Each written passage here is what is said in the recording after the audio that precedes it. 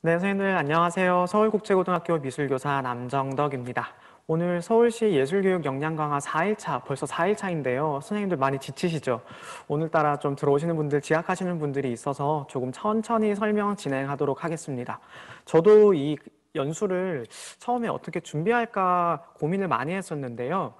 이 연수 제의를 받은 건 사실 한 달 반 정도 전이었어요. 그래서 이렇게 코로나 상황이 다시 심해질지도 몰랐고, 또 선생님들이 이제 블렌디드라고 얘기를 드렸지만 온라인과 오프라인을 둘 다 아우를 수 있는 수업 콘텐츠를 같이 알려드릴 수 있으면 좋겠다라고 생각을 했는데, 지금 최근에 교육부 발표랑 내부 자료 같은 것들을 확인해 보니까 올해 같은 상황이 내년 말까지는 지속이 된다고 합니다. 따라서 현재 오늘 강의 들으시는 블렌디드 수업이 그래도 좀 도움이 되지 않을까라고 생각을 하고 준비를 해봤고요. 사실상 오늘 PPT는 제가 이 공문이 도착하기 전까지 정확하게 이 강의가 무엇인지 몰랐기 때문에 제대로 준비하지 못했어요. 그래서 PPT 자료를 여러분들께 전송을 못 해드렸는데 영상이 끝나고 제 개인 블로그에 이 PPT 자료를 PDF 파일로 만들어서 올려드리도록 하겠습니다. 그러면 거기에 연계되어 있는 다양한 자료들을 선생님들께서 활용해서 보실 수가 있을 거고요. 그리고 제가 오늘 말씀드릴 내용들은 전반적으로 중학교 선생님들보다는 고등학교 선생님들께 조금 더 적합하다고 생각해 주시면 될 것 같습니다. 특히 제가 근무하는 학교가 특목고이기 때문에 기존의 선생님들께서 생각하시는 일반고, 그다음에 일반 중학생들과는 수준이 다를 거다라고 생각하시는 분들이 있으실 거예요. 사실상 차이가 전혀 없다라고는 말씀을 못 드리겠습니다. 어느 정도의 차이는 분명히 존재하겠지만 제가 이전에 근무했던 일반고 학생들과도 이런 식으로 수업을 진행을 했었기 때문에 오늘 수업이 어느 정도는 도움이 되지 않을까라고 생각을 하는 거고요. 중학교 계신 선생님들께서는 이 수업을 어떻게 활용해 보실까 고민해 보시면 될 것 같고 좋으실 것 같고, 고등학교 있으신 분들께서는 선생님들이 가지신 컨텐츠를 이렇게 블렌디드로 운영하기 위해서는 어떤 평가 기준이나 성취 기준을 활용해야 될까를 고민해 주시면 좋겠습니다. 네, 제가 살짝 긴장이 되네요. 일단 수업에 들어가기 전에 제가 몇 가지 안내사항부터 드려야 될 것 같아요. PPT 첫 장과 두 번째 장에 전부 다 나와 있는 설명이긴 한데요. 제가 수업을 진행하기 전에 먼저 사용했던 것들을 알려드리자면, 수업 촬영은 제가 두 가지로 진행을 했어요. 지금 저를 찍고 있는 똑같은 소니 카메라로 촬영을 한번 했었고, 또 하나는 이렇게 스마트폰을 활용해서 수업을 촬영을 했었습니다. 그리고 또 하나는요, 제가 아이패드랑요, 그다음에 갤럭시 탭을 두 가지 용도를 둘 다 사용을 했었는데, 영상 편집을 조금 더 직관적으로 빠르게 하기 위해서는 이 패드를 활용을 했었거든요. 이게 아무래도 영상 편집할 때는 조금 더 쉬웠습니다. 컴퓨터를 영상을 촬영해서 컴퓨터로 또 옮기고 그걸 또 편집을 하는 과정보다는 스마트폰으로 촬영해서 클라우드로 연동해서 아이패드로 들어가게 되면 훨씬 더 연동성이 편해서 영상을 제작하기가 편했습니다. 그리고 여러분들 잘 아시다시피 수업은 지금 교육부에서 세 가지로 운영 중이잖아요. 쌍방향 콘텐츠, 그럼 두 번째는 콘텐츠 유형, 세 번째는 과제 유형, 혹은 이것들을 블렌디드로 운영을 하는 것, 그리고 오프라인과 온라인을 어떻게 왔다 갔다 할 것인가, 모두 다 해당이 되는 건데요. 저는 이 모든 유형을 다 해봤어요. 일단 저희가 서울국제고 같은 경우에는 학생들이 기존의 구글 클래스룸에 2019년부터 2020년까지 2년 동안 전부 다 가입을 한 상태였어요. 이번에 코로나 상황이 터지기 직전부터 학생들이 가입을 해서 모두가 가입을 했던 상황이고, 그 이전에 제가 일반 고등학교에 있을 때에도 학생들에게 구글 클래스룸이나 다음 카페나 둘 중에 하나를 활용해서 이제 온라인으로 자료를 제출하고 증거를 남겨서 그게 수행평가의 증거물이 될 수 있도록 남기도록 진행을 했었습니다. 선생님들 중에서도 카페를 활용해가지고 뭐 과제물을 제출해라 만들어라 하는 경우도 더러 있으셨을 것 같아요. 그래서 그걸 활용해서 제가 어떻게 좀 발전을 시켰는지에 대한 얘기를 드리고자 합니다. 그리고 영상 편집 같은 경우에는 제가 코로나 상황이 터지고 나서 다행히 모든 학생들이 저희는 구글 클래스룸에 가입을 했던 상황이었고, 그걸 통해서 방과 후도 이미 진행을 하고 있던 상황이었기 때문에 좀 수월했던 건 맞는데요. 줌은 처음으로 사용을 해보는 거였고, 저희도 어떤 플랫폼을 사용할 것인지에 대해서 선생님들끼리 논의가 굉장히 많았는데, 그걸 담당하는 TF 팀장이 저였어요. 그래서 교내에 교실이 총 일반 교실이 18개가 있었는데 그 18개를 12개는 쌍방향 교실로 활용을 했고, 나머지 6개는 수업을 촬영하는 컨텐츠 유형 제작하는 곳으로 만들었습니다. 그리고 특별실이 있죠. 저희는 국제고이기 때문에 제2외국어가 세 가지가 있거든요. 중국어, 스페인어, 프랑스어, 이 세 가지 언어 교실 교실을 전부 다 이제 원어민들이 수업을 할 수 있는 컨버세이션 클래스로 운영을 했고, 음악실과 미술실은 따로 이제 강사들이 와서 촬영을 할 수 있는 콘텐츠 방으로 제작을 했었습니다.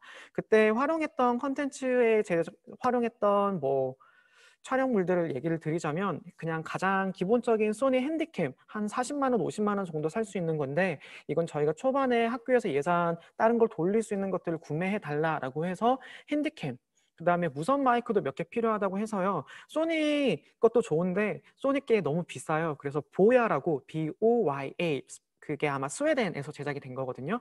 BOYA라는 무선 마이크를 사서 이제 모든 스튜디오에다 설치를 했었고요. 기본적으로 요거 두 개에다가 이제 영상 편집이 가능한 이제 어플 같은 것들은 선생님들께 구매를 해서 드렸습니다. 그리고 어도비에서 나오는 대표적인 영상 프로그램인 뭐 프리미어 프로나 애프터 이펙트 같은 경우에는 학교에서 예산을 지원하는 게 쉽진 않지만 학교 아이디로 구매하면 조금 더 할인이 돼요. 그래서 저희가 정보부에 요구를 해서 그걸 좀 싸게 구매해서 선생님들께 베풀었으면 좋겠다라고 해서 학교에서 구매할 수 있는 걸 한 8개 정도 구매를 했고, 혹은 학교 아이디로 구매를 하고 싶으신 선생님들은 손을 들어라 라고 해가지고 몇몇 선생님들께서 구매를 한 상황입니다. 이렇게까지 굳이 하실 필요는 사실 없어요. 그냥 저희 학교는 이렇게 진행이 됐고, 선생님들 중에서도 이런 것들에 관심이 많으신 분들이 있어서 교내에서 저 나름대로 연수를 진행을 해서 영상 편집을 알려드리기도 했었습니다. 네, 그러면 이제 PPT 화면을 보고 오늘 내용을 설명드리도록 하겠습니다. 네, 미술 중심 융합 콘텐츠 진행을 할 건데요. 레이저 포인터로 먼저 설명을 드리자면, 제가 첫 번째로 설명드릴 수업은 미술사 온라인 수업을 어떻게 진행했는지 방금 얘기 드렸던 거고요. 드로잉도 이제 많이들 하셨던 것 같아요. 이게 아무래도 접근하기가 조금 더 수월하죠. 그리고 세 번째로 지속 가능한 패션 디자인에 대해서 설명을 드릴 건데, 제가 이걸 어제 마무리했습니다. 그래서 실물 과제물도 제가 들고 왔는데요. 조금 이따가 보여드릴 예정이에요. 그다음에 공간 디자인 수업 같은 경우에는 실제로 온라인, 오프라인 블렌디드로 제작을 한 게 아니라 일반 고등학교 있을 때 제가 카이스트에서 발표를 했던 거라서 요건 그냥 나중에 적용해 볼 수 있는 수업이다라고 보시면 되고, 기타 수업 사례에 대해서도 안내 드리도록 하겠습니다. 네, 학교 상황에 대해서 제가 조금 더 자세하게 말씀을 드릴 예정입니다. 제가 근무하는 곳은 서울국제고등학교로 성균관대 바로 옆에 명륜동에 위치해 있습니다. 플랫폼은 일단 기본적으로 구글 클래스룸을 사용하고 있습니다. 2019학년도부터 전학생의 구글 클래스를 등록을 해가지고 저희가 학교에서 사용하지 못하는 것들을 전부 다 여기 클래스룸에 올려줬었는데, 저희가 몇 가지 사항이 있었어요. 첫 번째 같은 경우에는 저희가 특목고인데다가 학생들이 전원 기숙사 생활을 합니다. 그래서 모든 학생들이 노트북 아니면 아이패드, 갤럭시 탭을 들고 있는 상황이었어요. 이게 굉장히 특수한 상황이라고 얘기를 드릴 수 있고, 일반 중학교나 고등학교에서는 이렇지는 않을 거예요. 그래서 저희가 이 학생들에게 수업이 끝나고도 이제 기숙사에 있다 보니까 사후 관리, 애프터 서비스죠, 일종의. 그래서 그 아이들을 위해서라도 이걸 전달하기 위해서 구글 클래스라는 플랫폼이 필요했고, 쌍방향은 대부분 선생님들이 사용하시는 것처럼 줌으로 학교 아이디로 등록을 해가지고 사용 중입니다. 그리고 2020년 3월 전 교직원 대상 줌 활용 강의를 했는데, 이때 투표를 했었습니다.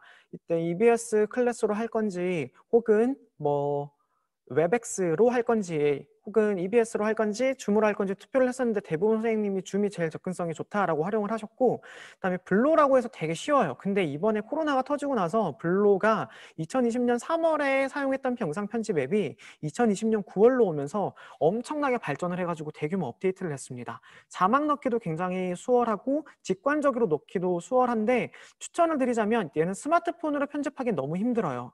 갤럭시 탭이나 아이패드로 활용하시는 걸 추천드리고, 유료 앱이기 때문에 현재 금액으로는 아마 9,000원 정도 책정이 되어 있을 겁니다. 방금 얘기 드렸다시피 온라인 계약 당시 일반 교실 18개 중에는 12개는 쌍방향 장비로 사용을 했고, 6개는 콘텐츠 제작을 위한 스튜디오, 그다음에 나머지 3개가 어학실인데, 이게 아까 말씀드렸다시피 이제 컨버세이션 클래스로 운영을 하면서 융합 교실로 운영을 했었고요. 태블릿 PC 캠코더 마이크는 공동 구매 후에 분배해서 일반 학교랑 똑같을 거라고 생각이 듭니다. 네, 다음 영상 넘어가도록 하겠습니다. 미술사 수업은요, 제가 블렌디드 수업인데다가 이게 어떤 수업으로 진행이 됐었냐면 역사과랑 융합 수업으로 진행이 됐었어요. 저희가 특목고다 보니까 일반 교과 외에도 다루는 게 되게 많은데 특히 해외로 나가야 되는 학생들이 있어 가지고요. AP 세계사라고 있는데요. Advanced Policy라고 해 가지고 해외 나가는 학점 은행 같은 거라고 보시면 돼요. 학생들이 여기에 엄청 목숨을 걸고 달려들거든요. 어떻게 보면 이 과목 시험을 쳐야지 우리나라 수능에서 인정하는 점수랑 똑같이 받는 거라서 이 세계사에 조금 도움이 되는 부분들을 어차피 우리가 줌으로 쌍방향으로 수업을 해야 되면 나는 미술사로 수업을 하겠다라고 얘기를 했습니다. 그런데 세계사도 쌍방향으로 수업을 하고요. 미술도 쌍방향으로 수업을 하다 보니까 학생들의 피로도가 굉장히 높았어요. 계속 화면을 바라봐야 되니까요. 그래서 저도 사실 쌍방향이 부담되기도 해서 이게 그 블록 타임제라서 2시간 수업을 진행을 했거든요. 그래서 1시간은 이제 콘텐츠로 제작해서 송출하는 걸로 진행을 했고 나머지 1시간은 쌍방향으로 진행을 하는데 피드백 타임으로 가졌습니다. 자, 어떻게 수업을 진행했는지부터 말씀드리도록 하겠습니다. AP 세계사에서 주로 다루는 영역을 일단 범주로 먼저 설정을 했습니다. 그래서 세계사 선생님들이 수업에서 주로 다루는 부분들을 먼저 어떻게 가르칠 것인가. 그래서 미술 선생님들이랑 같이 협의를 했고요.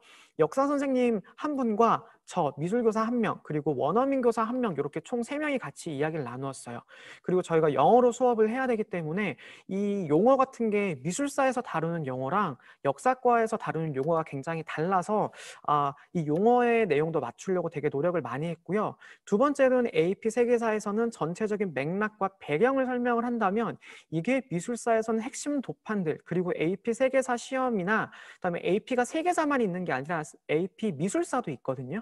그래서 세계사 시험 치는 학생들 중에 한 5% 정도는 AP 미술사를 응시를 해요.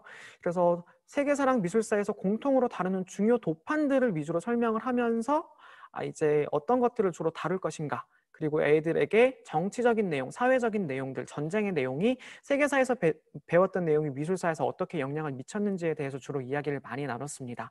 그리고 융합 콘텐츠를 제작을 하고 세계사에서 수업을 올리고 미술사에서 수업을 올리고 학생들의 결과물을 같이 피드백을 하면서 수업을 하면서 수업의 질을 많이 올렸습니다.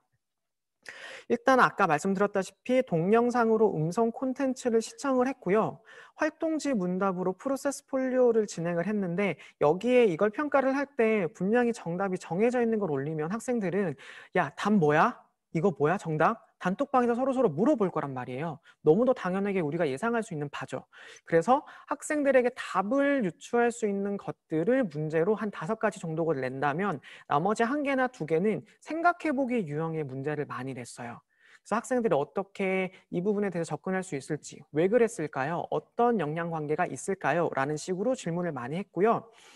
이제 아까 쌍방향이라고 얘기를 들었을 때 줌, 카카오톡 플러스 친구로 실시간 피드백을 했는데 네, 이것도 한자시는 설명을 할 때 50분 내내 설명을 한 게 아니라 30분 정도의 수업을 진행을 하고 이제 프로세스 폴리오를 작성할 수 있는 시간 20분 정도 그리고 나머지 50분은 조금 쉬면서 답에 대해서 피드백을 받거나 제출하기 직전까지 선생님에게 피드백과 정답에 대해서 컨펌을 받는 걸로 진행을 해서 2시간을 알차게 보냈는데 생각보다 진짜 저희 학교라고 해가지고 수업을 다 열심히 듣는 건 아니거든요. 근데 생각보다 되게 잘 결과물이 나왔어요. 이거에 대해서 제가 얘기를 드릴 게 많은데 일단은 여기 있는 결과물에 대해서만 살짝 얘기를 보여드리자면 구글 클래스에 수업을 이렇게 올렸습니다. 바로크 수업 마지막 수업인 프랑스 바로크 내용입니다. 이렇게 해서 수업을 올렸고 수업을 보고 나서 이 학생이 올렸는데요. 자세히 보시면 르네상스 시기에 굉장히 어려운 내용을 알려줬었어요. 여러분들 다 아시는 보티첼리의 작품이 제가 철학적인 내용들, 세계사에서 이 내용이 다루고 있고 미술사에서도 이 내용을 다루더라고요. 교과서에서. 그래서 이런 것까지 애들에게 설명을 해줘야 되나? 라고 하면서 신플라톤주의 네, 여러분들 기억 잘 안 나실 만한 굉장히 어려운 내용이죠. 저도 헷갈렸고 애들한테 설명하는데도 어려웠습니다. 그래서 보티첼리의 작품을 보면 비너스가 성모 마리아로 대변된다라는 내용이 있었어요. 그래서 성모 마리아의 내용을 언급하면서 비너스가 사실은 성모 마리아로 대변이 되는데 남근상에서 떨어졌을 때 이 성모 마리아의 비너스가 탄생한다는 게 어떻게 보면은 성모 마리아가 어떠한 성적인 관계를 맺지도 않고 예수님을 잉태했던 과정과 유사하다. 그렇기 때문에 거기에 빗대서 비너스를 성모 마리아로 설명을 한다라고 얘기를 드렸습니다. 그 부분에 대해서 학생들이 되게 관심을 보이면서요. 선생님, 누구누구입니다. 산드로 보티첼리 작품의 특징 중 하나는 가톨릭의 교리를 그리스 로마 신화 내용에 빗대어 표현한 것이라고 영상에서 배웠는데요. 그 당시에는 로마 신화 내용 자체만을 회화로 표현하는 것이 금기시 되었던 것인지 궁금합니다. 그리고 혹시 그것이 금기시 되었다면 고환권의 영향력 때문인지도 궁금해요. 이 학생이 심지어 남학생이었어요. 이런 질문 수준을 가질 수 있는 것도 되게 대단하잖아요. 근데 사실대로 말씀드리자면 이 학생 같은 경우에는 지금 2학년을 대상으로 한 수업이었는데 이게 확대되면 잘 안 되네요. 형광펜이 안 되네요. 이 학생이 사배자 전형으로 들어와가지고 1학년 때 성적이 굉장히 낮았던 학생이었어요. 그러니까 저희 학교가 지금 사배자가 40%로 확대가 돼가지고 절반은 공부를 조금 하는 편인데 절반은 공부를 잘 못해요. 그래서 이 학생이 이렇게 질문하는 걸 보고 제가 굉장히 놀랐었는데 이제 이 내용이 뭐냐면 설명을 드리자면 르네상스 시기로 오게 되면서 교황의 권위가 다소 낮아지긴 했지만 여전히 가톨릭은 그때 당시 유럽 지역을 점령을 하고 있었던 정신적인 지주였다. 다만 인문학자였던 아리스토텔레스의 책이 발견이 되면서 예술을 접근할 때 중세 시대처럼 맹목적으로 교리를 따르는 게 아니라 예술사에서도 인간적인 것, 휴머니티적인 것들을 표현을 하면서 빗대서 표현하는 것. 그래서 그리스 로마 신화에 대한 관심이 증대되었고 그걸 어떻게 그리스 로마 신화의 가톨릭의 교리를 접목시키는 방향으로 표현하는 방법도 유행하기 시작한 거야 라고 되게 설명을 했던 거예요. 그래서 금기시되었던 건 중세였으나 르네상스로 넘어오면서 그리스 문화가 유행하기 시작했습니다. 그 결과로 그림이 그려졌어요. 그런데 가톨릭 국가인데 그리스 조각이나 신화를 막 따라 그리면 좀 그렇겠죠? 대표적으로 따라 그리고 싶어도 그대로 그리면 욕먹겠죠? 그것도 교황을 배출한 가문에서 그런 그림을 전문했다 그러면 안 되겠죠? 그래서 알레고리라고 가톨릭 교리를 그리스 로마 신화에 빗대어 표현하는 방식으로 유행을 했고 그 그림이 단순히 그리스 로마 신화를 그리는 게 아니라 그리스 로마 신화 안에 우리가 알고 있는 가톨릭 교리를 표현하는 거다라고 설명을 하다 보니 학생들이 이해를 하면서 약간 느낌 오죠? 라고 설명했더니 학생들이 알겠다라고 얘기를 하더라고요. 선생님들 제가 이것과 관련돼 가지고 지금 너무 당황스러우실 수도 있어요. 이거를 고등학생들이 배우나? 그리고 이걸 학생들이 가르칠 수 있나? 라고 생각이 들 텐데 제가 처음에 말씀드렸다시피 고등학교 학생들 대상으로 이 수업을 운영을 했던 거고요. 이거에 관련된 자료는 제가 어디 있는지 좀 보여드릴게요. 잠시만요.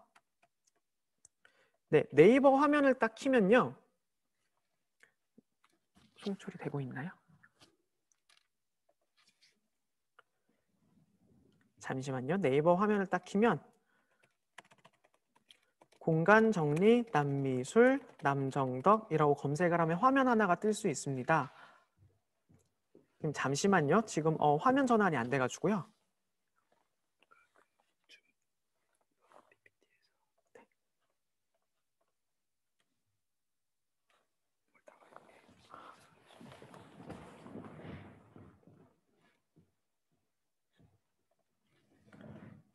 네, 화면이 나왔습니다. 네이버에 보시면 공간정리, 남미술, 남정덕 혹은 그냥 제 이름을 검색하셔도 관계는 없어요. 엔터를 클릭하시게 되면 지금 이렇게 첫 번째 바로 블로그가 뜨는데요. 자, 블로그를 들어간다고 치면 첫 번째 화면이 아마 네, 이렇게 첫 번째 화면이 뜰 건데 지금 오늘 수업과 관련된 모든 자료들을 여기에다가 넣어두었습니다. 학교 일기를 보시면 감상 수업 자료나 표현 수업 자료, 진로 수업 자료가 되게 다양하게 있는데요. 일단 감상 수업 자료에 들어가 보도록 하겠습니다. 감상 수업 자료에 들어가면 제가 오늘 수업했던 내용들을 한글본으로 다른 학교에 공유하기 위해서 만들어 놓은 게 있어요. 그래서 수업 전 저작권 교육도 지금 나와 있는 상황이고요. 그리고 이론학습지도 1차시에서 6차시, 그 다음에 뒤에 가보면 7차시부터 12차시 이렇게 다 나와 있는데요. 잠깐만 이 화면을 한번 틀어보도록 하겠습니다.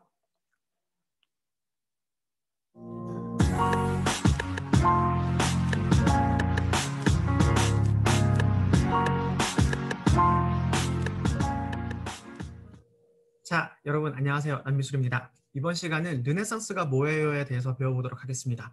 우리 수업 시작하기 전에 반드시 이 이론 학습지와 그리고 활동지 꼭 준비해 주는 거 잊지 말아주세요. 자, 가장 먼저 르네상스를 들어가기 전에 여러분 르네상스의 의미가 무엇인지 알고 계세요?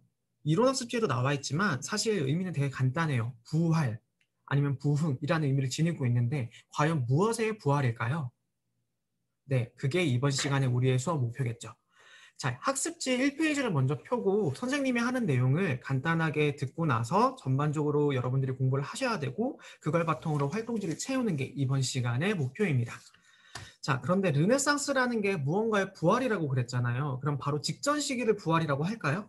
아니겠죠. 바로 직전 시기보다 한 단계 더 앞선 시기를 부활시킨다라는 의미를 지닐 거예요. 바로 그 시기가 무엇이냐? 그리스나 로마 시기를 지칭합니다. 자, 그러면 그리스랑 로마가 있을 거고요. 그리고 여러분들 보셨을 때 르네상스가 있을 거예요. 그럼 여기 중간에 끼어 있는 시기를 바로 뭐라 그럴까요? 바로 중세라고 합니다. 영어로는 미들 에이지죠. 자, 중세는 왜 미들 에이지라고 불리냐? 그리스 로마 시대와 르네상스 시대 사이에 끼어 있기 때문에 중세라고 불러요. 이 중세 시대는 1000년 동안 지속이 되었는데 사람을 중심으로 살아갔을까요? 아니면 신을 중심으로 살아갔을까요? 이야기는 많이 들어보셨을 거예요. 네, 이 1000년 동안 사람들의 모든 관심사는 예수 그리스도 중심으로 돌아갑니다. 따라서 살아있는 사람이 중심인 게 아니라 무조건 종교적인 게 우선되었어요. 자, 그렇다 보니 미술에서나 문화에서나 역사에서나 가장 중요한 건 기도 혹은 사람들이 살아가는 현실이 아닌 사람들 이상의 천국으로 갈 수 있는 방법 이런 쪽에 집중을 하다 보니 과학적인 발견이거나 혹은 예술적인 성장이 거의 없었던 시기로 불리기로 해서 다른 말로 암흑기라고 불리기도 합니다. 자, 그런데 과연 이게 나쁜 걸까라고 생각을 한다면 가치의 차이기 때문에 나쁘다라고 평가를 할 수는 없어요. 그 당시의 중심이 종교가 중심이었기 때문에 그 당시의 가치관으로 파악을 해본다면 당연한 것이기도 했어요. 그런데 여러분, 고인물은 어떻게 됐죠? 썩어요. 네, 1000년 동안 지속됐던 종교도 어떻게 됐을까요? 나쁜 말로 썩었다는 말이고 좋은 말로는 부패도 좋은 말인지 모르겠지만 부패하게 되었습니다. 그러다 보니 교황 입장에서는 조금씩 부패해가는 이 권력, 종교의 권력을 어떻게 분산시킬 수 있는 방법이 없을까라고 생각을 했다가 그 당시에 지도를 한번 먼저 보도록 할게요. 십자군 전쟁이라는 걸 일으켜요. 자, 동양에서 서양으로 사람들이 침입을 하게 됩니다. 그 당시에 예루살렘, 지금으로 치면 이스라엘 지역이겠죠. 이 예루살렘 지역에 이슬람 교도들이 침입을 하게 되면서 예수님의 성지였던 곳이 동양인들 손에 들어가게 되는 거예요. 그렇다 보니까 여기를 탈환해야겠다라고 하면서 사람들이 전쟁을 일으키게 되죠. 그게 바로 십자군 원정인데 십자군 전쟁, 십자군 원정 이렇게 두 개 다 불러요. 이 십자군 전쟁이 발발하게 되면서 가장 힘들었던 사람들은 누굴까요? 네, 교황 같은 입장에서는 사람들을 모아서 전쟁을 쳐들어가니까 어, 종교적인 교리를 목적으로 해가지고 묶을 수 있었어요. 사람들을 하나로 묶을 수 있었어요. 그런데 반대로 어떤 단점이 있었냐? 하급 계층이나 이런 사람들은 전쟁의 모든 물자들을 수탈을 당하다 보니까 힘들었겠죠. 그렇다 보니까 기사 계급이나 이런 사람들은 전쟁에 참여해야 되는데 전쟁에 참여하기 위해서 뭐가 필요하죠? 군수 밀자도 필요하고 돈도 필요하고 먹을 것도 필요해요. 그렇다 보니 빚을 지고 전쟁에 참가하게 됩니다. 그럼 그 빚을 졌던 사람들은 어디에서 빚을 졌을까요? 상인들에게 빚을 졌겠죠. 점점 계급이 누가 올라가게 될까요? 돈을 번 상인들이 점점 계급이 올라가게 되겠죠. 자, 이렇게 상인들은 또 이걸 바탕으로 무엇을 시작할까요? 자, 여러 나라들을 거치면서 십자군 원정을 거치다 보니까 한두 군데를 지칭하는 게 아니잖아요. 여러 나라들을 거치다 보니까 당연히 네, 물자들을 서로 교육할 수 있는 도시들이 커지게 됩니다. 이 도시들이 커지게 되면 여러분들 보시게 되면 상업이나 무역 등 엄청나게 경제적인 규모가 발전하게 되고 그 결과 종교적인 권위는 그대로이긴 한데 조금씩 뭔가 떨어지는 느낌인데 반면에 상인들의 경제적 지위가 치고 올라오게 되겠죠. 그러면서 큰 문화적인 변화를 겪게 됩니다. 그리고 두 번째, 결과적으로 동양인들이 쳐들어오는 거였잖아요. 네, 훈족이나 이런 사람들이 쳐들어오게 되면서 당시에 나라는 크게 로마가 하나가 있었는데 이 로마가 몇 개로 나눠져 있었냐? 두 개로 나눠져 있었어요. 하나는 서로마, 하나는 동로마였단 말이에요. 자, 이 동로마 지역이 동양에서 쳐들어온 사람들 때문에 멸망하게 됩니다. 이 동로마가 어디라고 볼 수 있냐? 지금의 그리스 지역이라고 볼 수 있어요. 발칸반도. 자, 그렇다 보니까 동양에 있던 사람들이 동양보다는 동로마에 있던 사람들이 어디로 이주를 하게 될까요? 서쪽으로 이주를 할 수밖에 없어지겠죠. 그 결과 사람들은 그리스 문화를 가지고 서로마로 유입하게 됩니다. 이때 가져오는 문화가 생겨요. 자, 여기서 첫 번째 키워드. 누구의 문화를 가져오게 되냐? 그리스, 로마 문화 중에서도 가장 오래된 고전, 그리스의 문화를 가져오게 됩니다. 이때 발굴되는 책이 하나 있어요. 아리스토텔레스의 책이 발굴이 돼요. 일원론이라고 하는데 사람의 마음속엔 항상 무엇이 있냐? 본질을 지니고 있다라는 의미를 지니고 있는 이 일원론은 이상세계, 종교관보다는 현실의 삶을 훨씬 더 중요하게 생각해야 된다라는 평가를 하게 돼요. 그렇다 보니 이 영향을 받은 사람들은 이제 현실 세계를 좀 더 중시해야겠구나. 자, 근데 이걸 종교인들이 좋아했을까요? 경제인들이 좋아했을까요?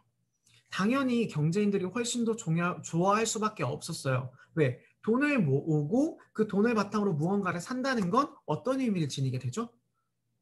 여러분들이 생각하시기엔 내가 원하는 걸 사게 되고 내가 원하는 삶을 사게 된다는 것과 마찬가지이기 때문에 종교인들 입장에서는 이 이론론을 반대를 하지만 신흥 부르주아였던 이 경제인들은 이 아리스토텔레스의 의도를 가지고 어마어마하게 많은 힘을 받게 됩니다. 그 결과 고전 문화를 탐구하게 되는 문화가 같이 생성돼요. 그리스 문화에서 아리스토텔레스의 문화가 들어오게 되니까 자연스럽게 그리스 고전 문화도 가져오게 되겠죠. 그러면서 그리스 고전 미술도 같이 유행하게 되어요. 많이 파괴는 되었지만 그리스 문화에 있던 그 고전적인 아름다움들이 들어오게 되겠죠. 그 중에서도 가장 유행했던 건 뭐냐? 그리스의 건축물이나 조각입니다. 자, 여러분 활동지를 보면 Q1, Q2에 여러분들이 정리해야 될 게 있는데 Q1은 여러분들 생각을 한번 작성해 보시면 되고요. Q2에서는 무엇을, 여러분들이 그리스 조각에 무엇이 있는지 한번 찾아보시는 게 좋을 것 같아요. 다양한 조각들이 있어요. 뭐 니케 여신상도 있을 수 있고 여러분들 잘 아는 비너스상도 있을 수 있고 혹은 피디아스의 미에세 여신이라는 그 조각도 있는데 대형 박물관 소장이거든요. 그리스 조각을 여러분들이 인터넷에 검색해 보시면 찾을 수 있어요. 가장 마음에 드는 조각들을 찾아서 한번 정리해 봅시다. 자, 그리고 나서 여러분들 다음으로 보게 될 건 뭐냐면, 자, 종교가 1000년 동안 부패가 되다 보니까 이 종교에 대한 문제가 일어지게 되겠죠. 네, 지금 영상 보신 것처럼 지금 제가 한 8분 정도 지금 영상을 보여드렸는데요. 이 수업 같은 경우에는 지금 얘기 드렸다시피 거의 대부분 영상에서 그 세계사 내용들 위주로만 설명을 드렸거든요. 그래서 세계사 내용들을 먼저 설명을 해주고 배경으로 설명을 해주고 난 다음에 이제 미술사로 넘어가는 과정이라 가지고 대부분의 내용이 지금 세계사에 초점이 맞춰져 있다는 건 사실입니다. 그런데 화면에서 제가 하나 더 보여드릴 게 이제 이론학습지를 보여드릴 거거든요. 네, 이론학습지가 나왔습니다. 한번 보여드릴게요. 지금 이렇게 제가 한글로 다 만들었는데 제가 예전에 공부했던 자료들을 가지고 이렇게 책을 만들었고 이때 학생들이 읽어볼 수 있도록 내용들을 다 정리하고 지금 제가 설명했던 내용들과 똑같은 것들을 얘기를 했어요. 그래서 지역적으로 이탈리아 르네상스, 북유럽 르네상스 뭐 구별할 수 있다.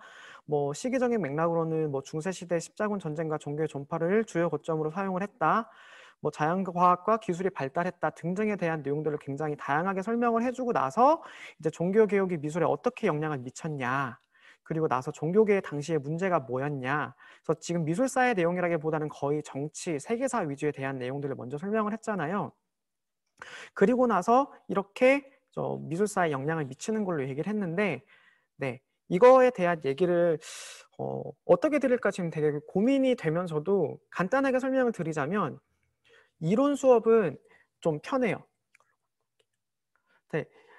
이론 수업 같은 경우에는 어쨌든 제가 자료를 만들고 영상을 편집을 해서 학생들한테 송출을 하면 되는 거라 가지고 제가 고생을 하면 되고 학생들에게 그렇게 많은 걸 요구하진 않아요. 강의 수업은 그래요. 그런데 선생님들께서 이걸 준비하는데 수업만 하시는 건 아니잖아요. 그래서 제가 아까 영상에서 설명드렸다시피 뭐 학습지가 있으면 1번이랑 2번이 있는데 1번 같은 경우에는 여러분은 생각을 작성해 보세요. 2번 같은 경우에는 인터넷에서 찾아보세요라고 얘기를 많이 했습니다. 이거 사실 온라인 수업을 하게 돼가지고 가장 큰 문제가 뭐냐면 평가가 그렇게 쉽지가 않다는 거고요. 사실상 저도 점수를 굉장히 쿨하게 좀 많이 준 편이었어요. 기본적으로 답을 알 수 있는 것, 수업 시간 내에 맞춰서 유추할 수 있는 것들은 학생들이 다 적어낼 수 있습니다. 그것마저 안 하는 친구들은 사실 점수 안 줘야 되는 게 맞겠지만 기본적으로 학생들이 다 작성할 수 있는 문제들을 제공해 주고 생각 같은 것들은 제가 미리 성취 기준에 대한 설명을 방송으로 애들한테 설명을 해줬거든요. 그래서 뭐 자기의 생각을 적는데 그 생각을 적을 때 간단하게 한 줄 정도 그냥 간단하게 적는 게 아니라 내가 왜 구체적으로 이 생각을 했는지 그거에 대한 근거는 무엇이었고 그 근거가 어디에 있는지 교과서에 있다면 교과서, 방송에서 있다면 방송에서 혹은 다른 책에서 내가 찾아봤다면 그 책에 있는 내용들을 모두 다 작성해 주어야 된다라고까지 얘기를 했었습니다. 그렇게 해서 생각을 적는 걸 보면 잘 적는 친구와 못 적는 친구가 확연하게 구분이 돼요. 그래서 그 친구들한테 평가를 하는데 별로 어렵진 않았고요.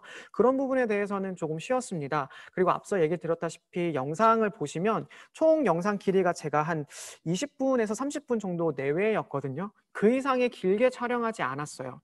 근데 이 영상은 초반에 만들었던 영상이고 제가 빨리 올려야 했기 때문에 편집이 많이 안 들어갔어요. 그래서 영상을 편집하는 데 걸린 시간은 촬영하는 데 20분, 제가 뭐 말실수하는 것들 잘라내는데 한 5분 정도 걸렸고 실제 단어 같은 거, 중요한 키워드 같은 거 넣는데 한 몇 분 걸렸더라?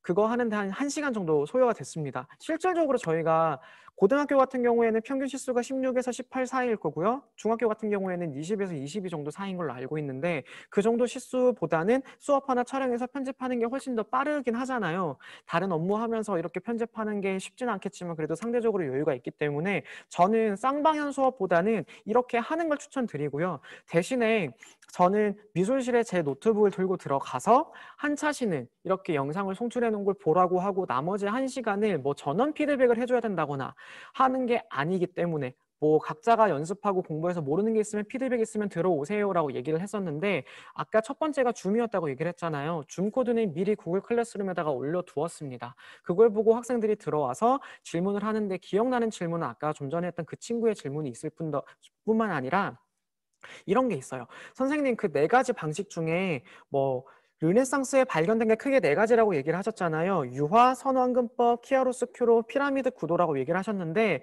피라미드 구도도 이해가 되고요. 유화도 이해가 되고 선왕근법은 이해가 되는데 키아로스 큐로는 도저히 모르겠어요. 이게 자연스럽게 흩어지는 게 키아로스 큐로인가요? 아니면 물체 입체감을 위해서 주변 막 스머지한 게 그런 효과인가요? 라고 얘기를 하는데 여러분 그림을 보시면은 밝고 어둠이 있는데 지금 중세시대 그림을 못 봐서 그래요. 선생님이 지금 줌으로 중세시대 그림을 보여드릴 거고요. 구글 클래스룸에도 지금 들어왔던 질문에 대한 답변을 전부 다 정리해서 올려드리겠습니다 라고 안내를 했습니다. 실질적으로 구글 클래스룸에 친구들에게 받은 그 피드백의 바탕으로 해가지고 오늘의 질문, Q, 그 질문, 그 다음에 참고해야 될 이미지 번호 같은 것들도 PPT로 정리해가지고 그 수업이 끝나면 올려줬는데요. 다행히도 이게 그냥 수업을 열심히 들어서 좋은 것뿐만 아니라 AP 미술사라고 아까 얘기 들었잖아요. 그래서 AP World History랑 AP Artistry에 전부 다 내용이 시험에 문제가 나왔었어요. 그 내용이. 그래서 학생이 그거 에세이 쓸 때 정말 잘 적을 수 있었다고 얘기를 했고 저도 굉장히 뿌듯했는데요. 선생님들께서 피드백을 그런 게 쉽냐라고 얘기를 하시는데 저는 좀 상대적으로 학생들이 모두 다 그 줌을 활용할 수 있는 매체를 지니고 있고 뭐 노트북이 있는 친구들도 있었고 패드가 있는 친구들도 있었는데 그게 없어서 제가 줌 하나가 아니라 카카오톡으로 얘기를 했었는데 지금 똑같이 저도 카카오톡 화면이 들어왔습니다. 여기 보시면은 첫 번째 화면 홈이에요. 여기 보면 돋보기가 있어요. 지금 다들 휴대폰으로 보고 계시면 다들 자기 휴대폰을 한번 봐주세요. 휴대폰으로 카카오톡 폰 딱 들어가시면 첫 번째 화면에 여기 돋보기가 켜져 있어요. 돋보기를 한번 눌러서 검색창이 나오면 여기에 서울국제고라고 한번 검색을 해주세요. 그럼 서울국제고를 딱 검색하면 가장 최상위에 있는 게 뭐냐면 서울국제고 은미책 Q&A라고 뜰 거예요. 보이시나요? 그러면 서울국제고 은미책 Q&A로 딱 들어가시면 여기에서 이제 채팅하기, 채널 추가하기가 있는데 미리 영상에서 여러분들 뭐 수업에 관련된 것뿐만 아니라 미술 선생님, 음악 선생님, 체육 선생님 뭐 궁금한 기타 사항이 있다면 은미책 Q&A에다가 댓글을 달아주세요라고 얘기를 했거든요. 그럼 이건 시간 설정이 되게 편해가지고 수업 시간 이외에도 학생들이 질문을 하는데 사실 선생님들 걱정하시는 게 방과 후에도 저는 기숙사의 사감 선생님이라서요. 새벽 2시에도 애들이 전화 오고 문자 올 때가 있거든요. 근데 저는 그거 다 그냥 끊어버렸어요. 대신에 Q&A 쪽으로 연락을 달라라고 라고 하게 되면 시간 설정이 가능합니다. 이게 가입은 컴퓨터로 그냥 Q&A 카카오톡 플러스 채널 어떻게 만드나요? 라고 검색을 하시면 만드는 방법은 자세히 나와 있습니다. 카카오톡 플러스 채널이라는 홈페이지 들어가서 개설을 하시면 되고요. 저는 여기서 제가 만들어서 관리를 하는데 저뿐만 아니라 음악 선생님, 체육 선생님도 같이 담당자로 가입을 시켜서 제가 대답을 못하더라도 다른 분들이 대답을 할 수 있는 시스템으로 만들어 놨고요. 여기에 채팅하기로 해서 이제 만약에 질문을 해보시면 8시부터 6시까지만 저희 학교 운영 시간에만 이제 질문이 전달될 수 있도록 해놨어요. 그리고 다음날 아침이 되면 여기서 이제 질문이 몇 건이 있습니다라고 안내가 들어와서 제가 이걸로 학생들에게 답변을 해줍니다. 그러니까 이것과 줌을 이원화 시켜가지고 같이 피드백을 받으니까 이런 분들도 계세요. 학생들 중에 아직 카카오톡 없는 친구들도 있다라고 하는 친구들도 있고요. 뭐 줌으로 들어갈 수도 없다라고 하는데 그 두 가지가 거의 없는 친구들은 잘 없거든요. 없으면 학부모나 이제 주변에 있는 다른 분들 폰으로 연락을 해도 되고 이 카카오톡 플러스 채널은 줌으로 안 들어오더라도 이제 뭐죠? PC로 들어가게 되면 줌 못 들어가게 되면 컴퓨터 중에 모니터가 없는 컴퓨터가 있잖아요. 거기에서 카카오톡 PC 버전 다운받아가지고 거기에서 질문을 할 수도 있습니다. 그래서 다양한 채널로 최대한 대화를 할 수 있도록 하기 위해서 저희는 줌이랑 카카오톡 채널을 선생님들끼리 협의를 해가지고 요거 두 개를 결정을 한 거고요. 뭐 이런 방법 외에도 이제 수업 전개하면서 이 부분에 대해서 피드백을 받다 보니까 실제로 구글 클래스룸에 댓글을 다는 친구들도 있었어요. 어찌됐든 간에 저희가 플랫폼을 구글 플래스로 사용을 하다 보니 과제물을 내주고 학생들이 제출을 할 때 질문을 달 수 있어서 그 알람을 이용해 가지고 이제 댓글을 달아주다 보니 전체적으로는 이제 줌, 카카오톡 플러스 채널, 구글 클래스룸 이렇게 세 가지 채널로 이제 피드백을 주고받을 수 있는 상황이 정리가 됐었던 거죠. 이제 선생님들은 어떻게 피드백을 운영을 하시는지 모르겠지만 저희는 이렇게 세 가지 하고 있다는 거 알아주시면 좋을 것 같아요. 그래서 여기에 미술사 관련돼 가지고 다양한 프로그램 같은 게 있는데 뭐 앞서 얘기 드렸다시피 여기 관련돼 가지고 제가 대부분 이제 여기 내용에 넣어 드렸거든요.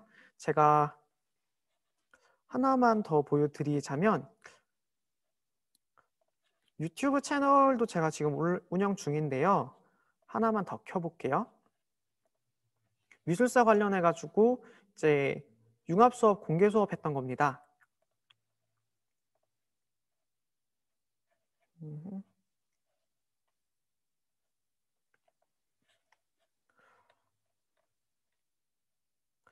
네, 요게 맞아요. 우리가 생각하는 독일 사람에 대한 이미지가 있잖아.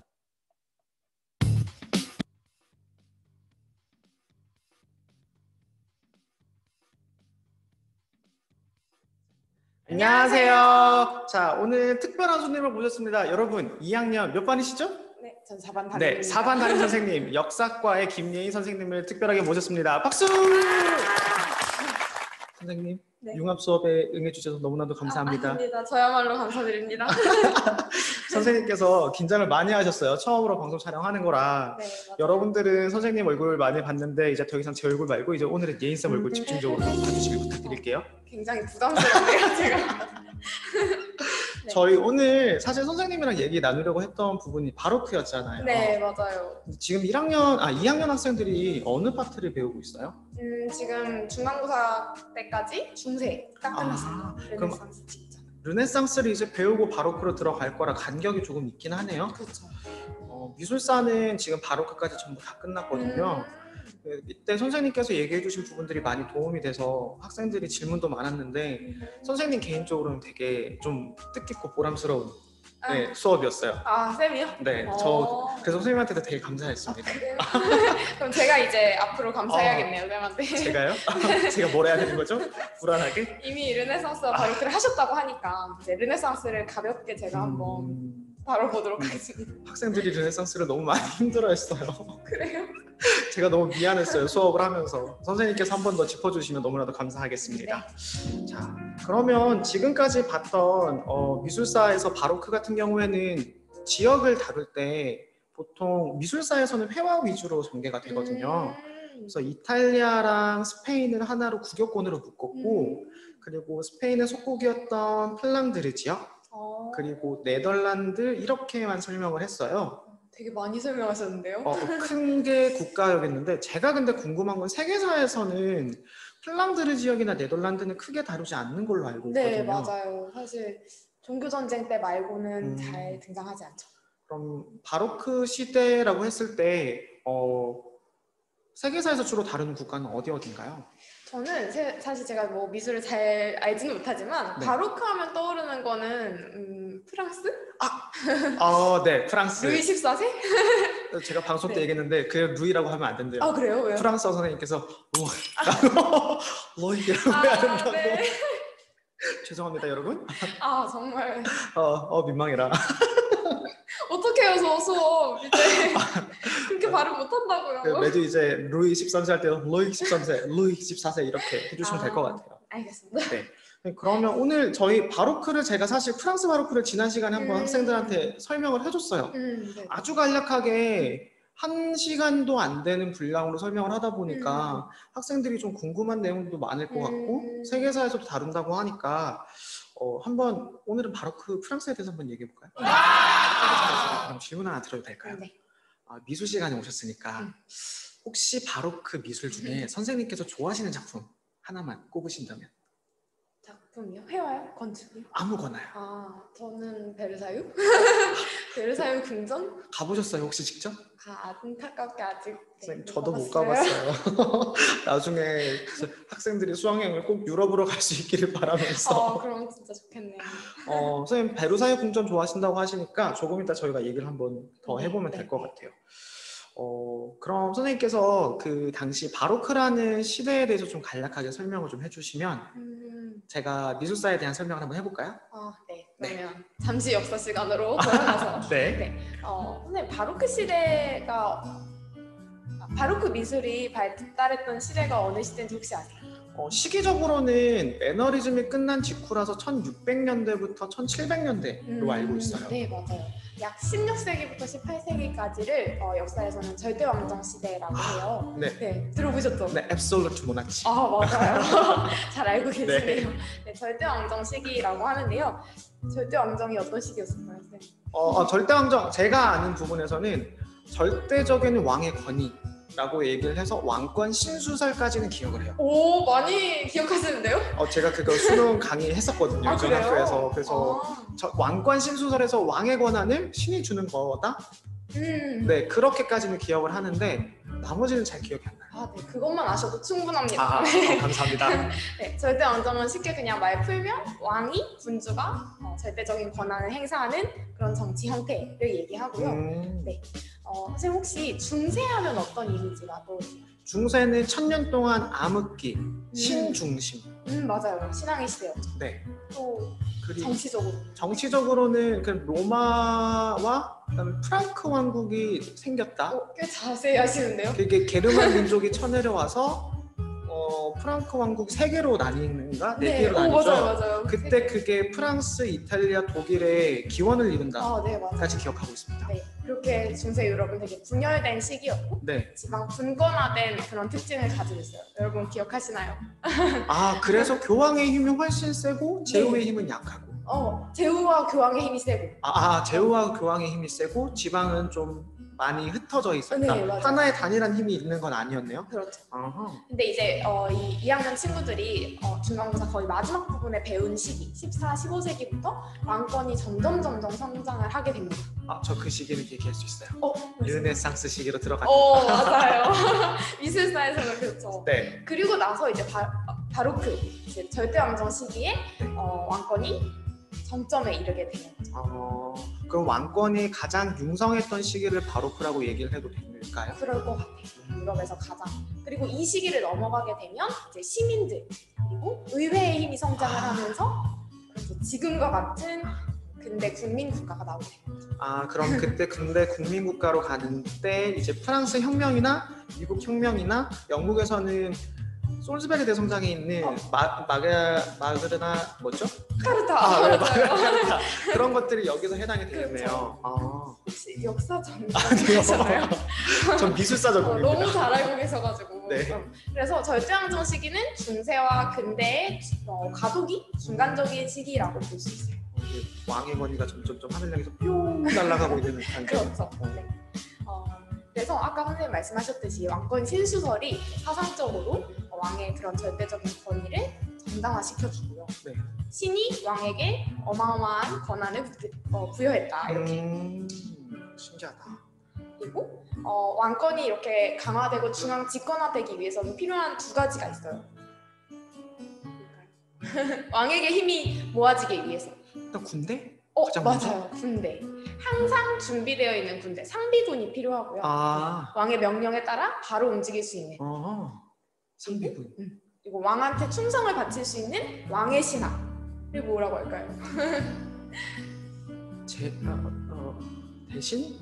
그쵸. 대신과 같은 왕의 신하들, 관료들. 관료라고 하는구나. 그래서 관료제와 이제 상비군이 또 제도적으로 뒷받침을 해주고 있습니다. 그리고 마지막으로 경제적으로는 제가 역사식 네, 선생님 지금 제가 영상 또 마찬가지로 8분 정도 보여드렸는데요.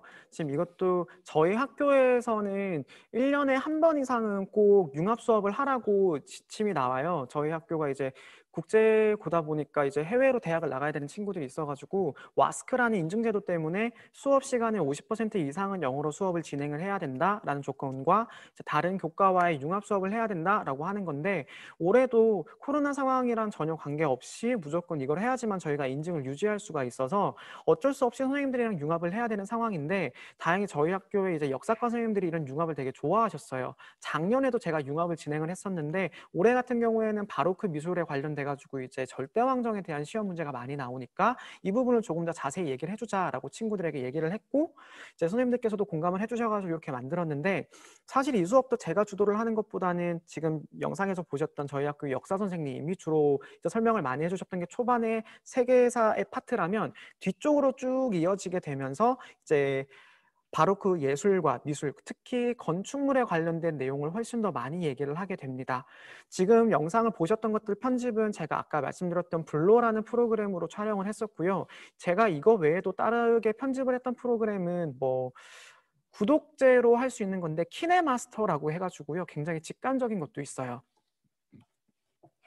근데 단점을 말씀드리자면 제가 뭐 이렇게 얘기를 드릴게요. 블로 같은 경우에는 편집을 할 때 세로로만 편집이 가능해가지고 단점이 얘를 꼼꼼하게 화면을 어느 포인트에서 잘라내고 넣고 이런 것들이 조금 힘들어요. 반대로 키네마스터는 돈은 다달이 나가지만 이제 가로로 편집을 할 수가 있습니다. 그래서 그런 장단점이 있었는데 이제 돈이 계속 나가는 건 저도 부담스러웠기 때문에 블로로만 이제 편집을 진행을 했었고요.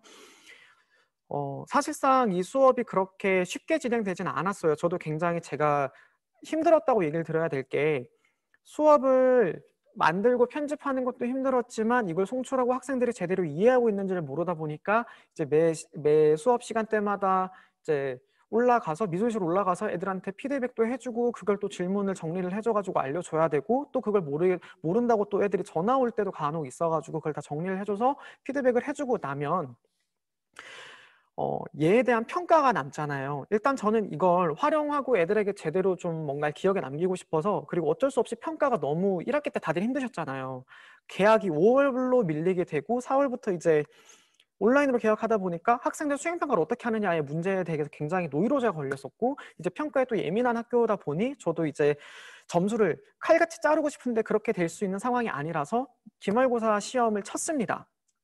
그래서 기말고사 시험을 치고 나갈 생각을 하다 보니까 상대적으로 이론을 조금 더 쉽게 풀이하면서 좀 자세히 설명을 해줘야지만 애들한테 문제가 안 일어나겠다라고 생각을 했었고요. 그리고 포트폴리오 점수 같은 경우에는 이것만 해서 점수가 총 몇 점이었냐면 40점이었어요. 이 중에서 프로세스 포트폴리오라고 해가지고 지금까지 했던 활동지를 제출하는 것, 그걸 총 40점 만점에 20점을 매겼습니다. 그래서 20점 만점에서 기본적으로 모든 걸 다 제출하면 기본 점수로 10점을 줬고요. 매 차시마다 총 10번의 제출 과제가 필요했는데 이 10개를 제대로 제출했는지 안 했는지 그리고 정도에 따라 가지고 10개 구간으로 점수를 나눠서 점수 차이를 나눴었습니다. 그럼 나머지 20점은 어떻게 했냐? 나머지 20점은 10점은 이제 이 중에서 배웠던 작품을 하나 선택을 해가지고 그 작품에 대한 에세이를 학교에 왔을 때 온라인 상황이 아닌 오프라인 상황에서 에세이 작성하는 것, 하나의 작품에 선택을 해가지고 에세이를 적는 거다 보니까 참고할 수 있는 건 미술 교과서, 그 다음에 내가 배웠던 내용, 그 다음에 자기가 가져오는 뭐 기타 서적이나 혹은 도서관에서 빌린 책 하나 이렇게 세 가지만 해서 관련된 내용에 대해서 주제를 제가 던져줬어요. 이 작품이 제작된 시대적 배경과 이 작가가 무엇을 의도했는지, 그 다음에 이 작품이 가지고 있는 기법적인 특징이나 이런 것들을 서술하시오. 굉장히 어렵죠. 일부러 어렵게 됐어요. 이거라도 점수를 칼같이 채점하기 위해서. 왜? 프로세스 폴리오는 거의 만점 다 줬거든요. 그럼 나머지 10점은 뭐였냐?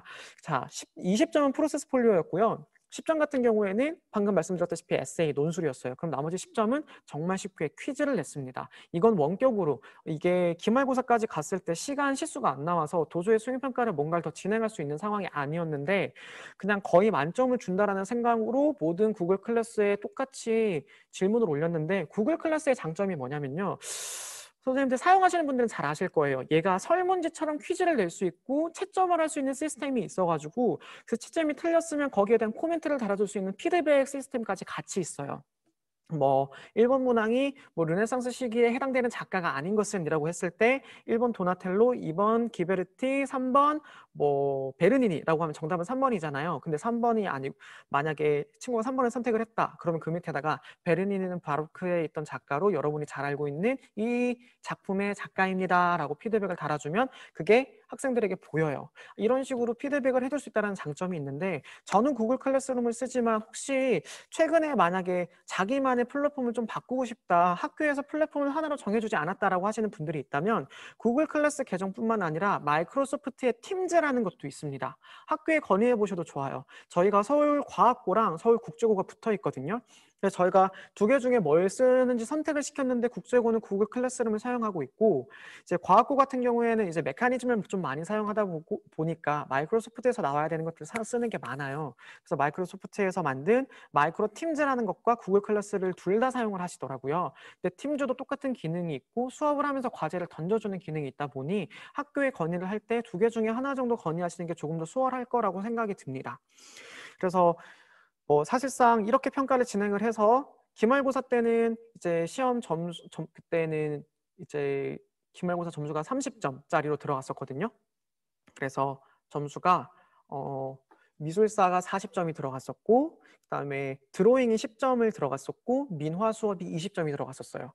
그래서 드로잉 수업 10점, 민화 수업 20점 이렇게 해서 진행을 하다 보니 학생들이 별로 큰 부담 가지지 않고 실기하는 점수를 쿨하게 줬는데 제가 뒤에 드로잉 수업을 어떻게 했는지도 또 보여드리도록 하겠습니다.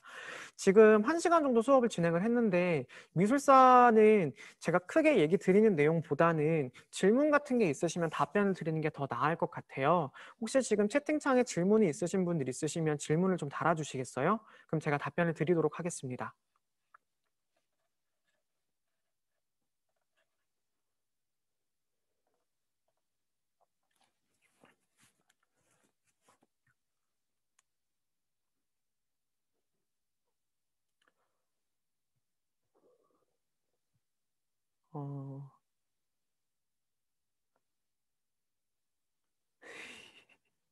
네, 아직 이제 질문 달아주시는 분들이 많지 않으셔가지고 제가 보통 미술사라고 한다면은 이제 제가 이게 똑같은 연수인데 불과 한 달 전에 한국미술교사 연수회에서 비슷한 내용으로 강의를 한 적이 있어요. 연수로. 그때 제가 그 질문 많이 들어왔던 내용들로만 얘기를 드리자면 이 수업을 어떻게 진행했었냐.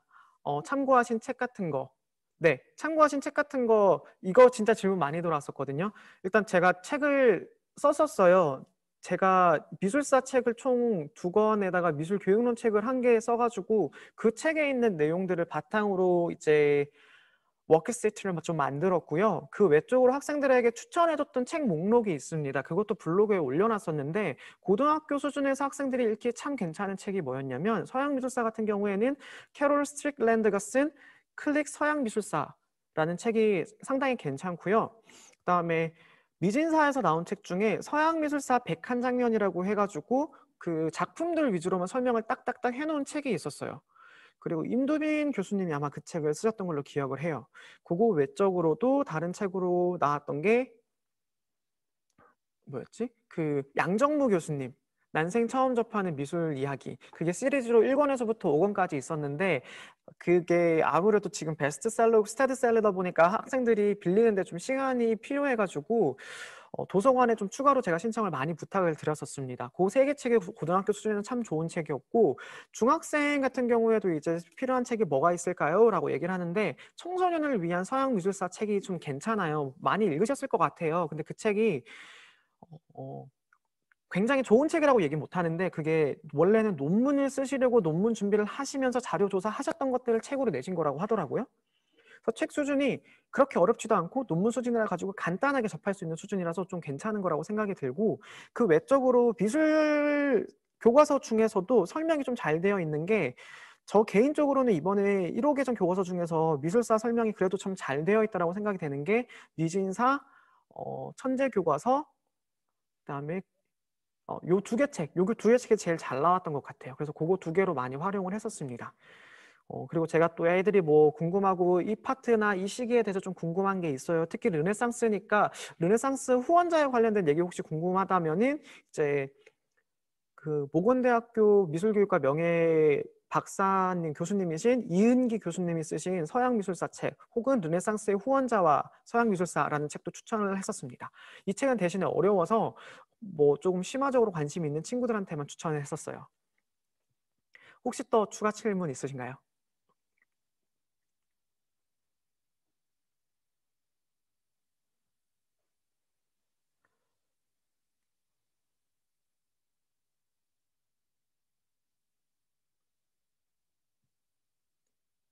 네, 일단 다른 질문 들어오지 않아서 앞서 한미연 연수 때 들어왔던 질문들 중에 몇 가지를 얘기를 드리자면, 이제 수업에서 사용했던 용어들 같은 경우에는 모두가 공통적으로 알아야 되는 미술사 책에 나오는 것들, 교과서에 나오는 용어들 위주로만 설명을 했고요. 채점은 그럼 어떻게 하셨어요? 라고 얘기가 나왔을 때, 앞서 말씀드린 것처럼 프로세스 폴리오는 제출 여부, 기한에 맞춰서 제출을 했는지 여부, 그리고 그게 만약 제출이 안 되어 있는데 구글 클래스가요, 과제를 제출을 하고 나면 학생이 제출했다고 끝이 아니라 제출하고 나서 제출 완료라는 버튼이 하나가 더 있어요. 근데 그 버튼을 안 누르게 되면 최종 제출로 뜨지 않아가지고 제가 확인이 안 돼요. 언제 제출했는지 알 수가 없어요.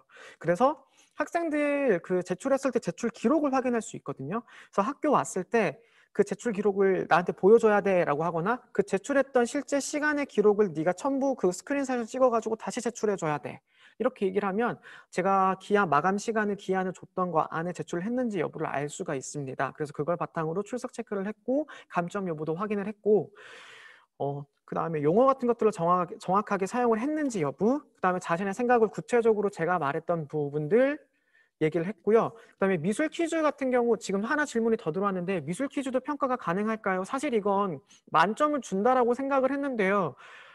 이건 제가 뭐라 그래야 될까? 게임 중에서 마피아라고 하거든요. 그냥 마피아를 선발한다고 생각을 해주시면 될 것 같아요. 제가 그 미술 퀴즈 문제를 냈을 때 총 10개의 문항을 냈는데, 이것도요 9개 문제는 대답을 할 수 있는 거, 그 다음에 찾아보면 질문을 정확하게 적을 수 있는 거, 그래서 이건 점수를 주려고 했던 거고요. 마지막 한 문제는 이제 똑같이 생각하기 문제처럼 약간의 논술 형식이었어요. 근데 나머지 문제가 1점, 0.5점, 1점, 0.5점이었으면 마지막 문제만 3점이었거든요. 이 3점은 진짜 정성도라고 생각을 해가지고 작성을 제대로 했는지 여부에 대해서 낸 거고요. 그 제출하라고 했던 거고, 그리고 나머지 1점, 0.5점도 다 잘 적을 것 같잖아요. 안 적는 애들이 덜어 생겨요. 안 적는 애들이 덜어 생겨가지고 그 아이들 점수를 깎는다고 봐주시면 될 것 같아요. 그리고 저희 학교도 앞서 말씀드렸다시피 40% 이상 학생들이 사배자 전형으로 들어왔기 때문에 모두가 다 열심히 하는 건 아니라서 그러한 아이들을 좀 끌고 가려고는 하지만, 안 쓰는 애들에 대한 최소한의 점수 감점을 이걸로 해주는 거라고 보시면 되고요. 다음 질문으로는 구글 클래스에 제출한 것을 수행평가 점수로 반영한다면 과제물 수행평가가 아닌지요? 과제형 평가가 금지되어 있어 저는 그렇게 못했거든요. 네, 초반에는 그렇게 공문이 왔는데요. 그 다음에 이걸 금지한다라고 하는 게 아니라 이제 권고사항으로 많이 안 했으면 좋겠다라고 해가지고 권고사항으로 내려왔어요. 금지사항이 아니라 권고사항으로. 이게 코로나 상황이 갑자기 급변하게 확산이 되다 보니까 그 다음 공문을 확인했을 때 이번 건 되는구나라고 하고, 처음에 퀴즈를 한 게 아니라 기말고사 직전에 마지막 과제로 진행을 했었습니다. 그리고 거기에 대해서 학생들에게 모두 피드백을 받았고 이 부분에 대해서도 동의를 다 받았던 거라서 큰 문제 없이 저는 채점을 했었어요. 그리고 일단 구글 클래스로 과제를 내는 거는 일단 최소한으로 할 수밖에 없었어요. 방금 지금 질문해 주신 것처럼 그 부분에 대해서 저도 걱정이 됐었기 때문에 마지막 권고 사항들 바탕으로 최소한의 평가만 진행을 했고, 사실상 그것도 마지막 3점을 제외한 나머지는 모두 점수를 보고 채점 점수를 주려고 했던 거고, 심지어 미술 교과서 안에 그다음에 몇 페이지에 있는 거라고 제가 퀴즈 옆에다가 다 달아줬었거든요. 그래서 점수를 주려고 했던 활동이었기 때문에 뭐 큰 문제는 없었습니다. 네, 또 더 질문 있으신가요?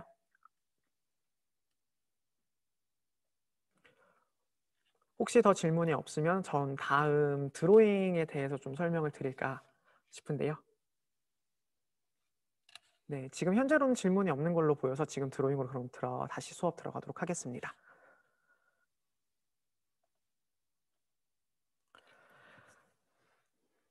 네, 드로잉 수업은 일단 다들 많이들 사용하실 것 같아요. 일단 온라인 과정을 제가 급하게 수업을 또 짤 수밖에 없었어요. 이건 2학기 때 진행을 했던 건데, 이것도 일단 최종적으로 수업에 있는 거를 이게 아까 질문하셨던 내용이랑 비슷한 것 같아요. 과제물로 제출을 해놓고 온라인으로 들어왔을 때는 제가 피드백을 하기 위해서 이렇게 진행을 했는데, 원래는 학생들이 등교를 할 예정이었다가 2학기 시작할 때 8월 달에 대유행이 되다 보니까 제가 수업을 진행을 못했습니다. 그래서 첫 번째 모든 걸 다시 다 어쩔 수 없이 진행을 할 때 온라인으로 돌렸는데, 첫 번째는 관찰 드로잉이라고 해가지고 자연물이랑 인공물을 표현하기 그리기 영상을 보여주었고요.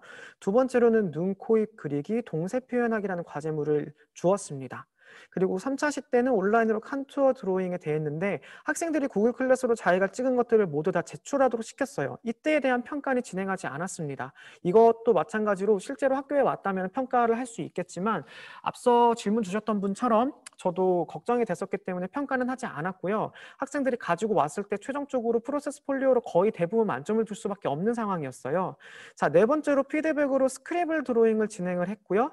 그다음에 다섯 번째는 관찰 드로잉으로 가족 얼굴 그리기, 혹은 기숙사에 있다면은 친구 얼굴 그리기. 저희 학교 학생들 중에 가족들 중에 자가격리자가 있어서 집으로 가지 못하는 학생들은 기숙사에 남겨야 했습니다. 그래서 그 학생들은 몇몇 학생들과 기숙사에 같이 남아 있을 때 요거 친구 얼굴 그리기도 괜찮다라고 해서 같이 진행을 했었는데, 최종적으로 프로세스 폴리오는 이게 20점 만점이었는데요. 수업에서 제시한 관찰 과정에 집중을 했는가, 윤곽선, 명암, 특징, 포착 등 해가지고 처음에 여기 있는 것들은 배우는 과정이고 온라인이었기 때문에 평가에서 제외하고요.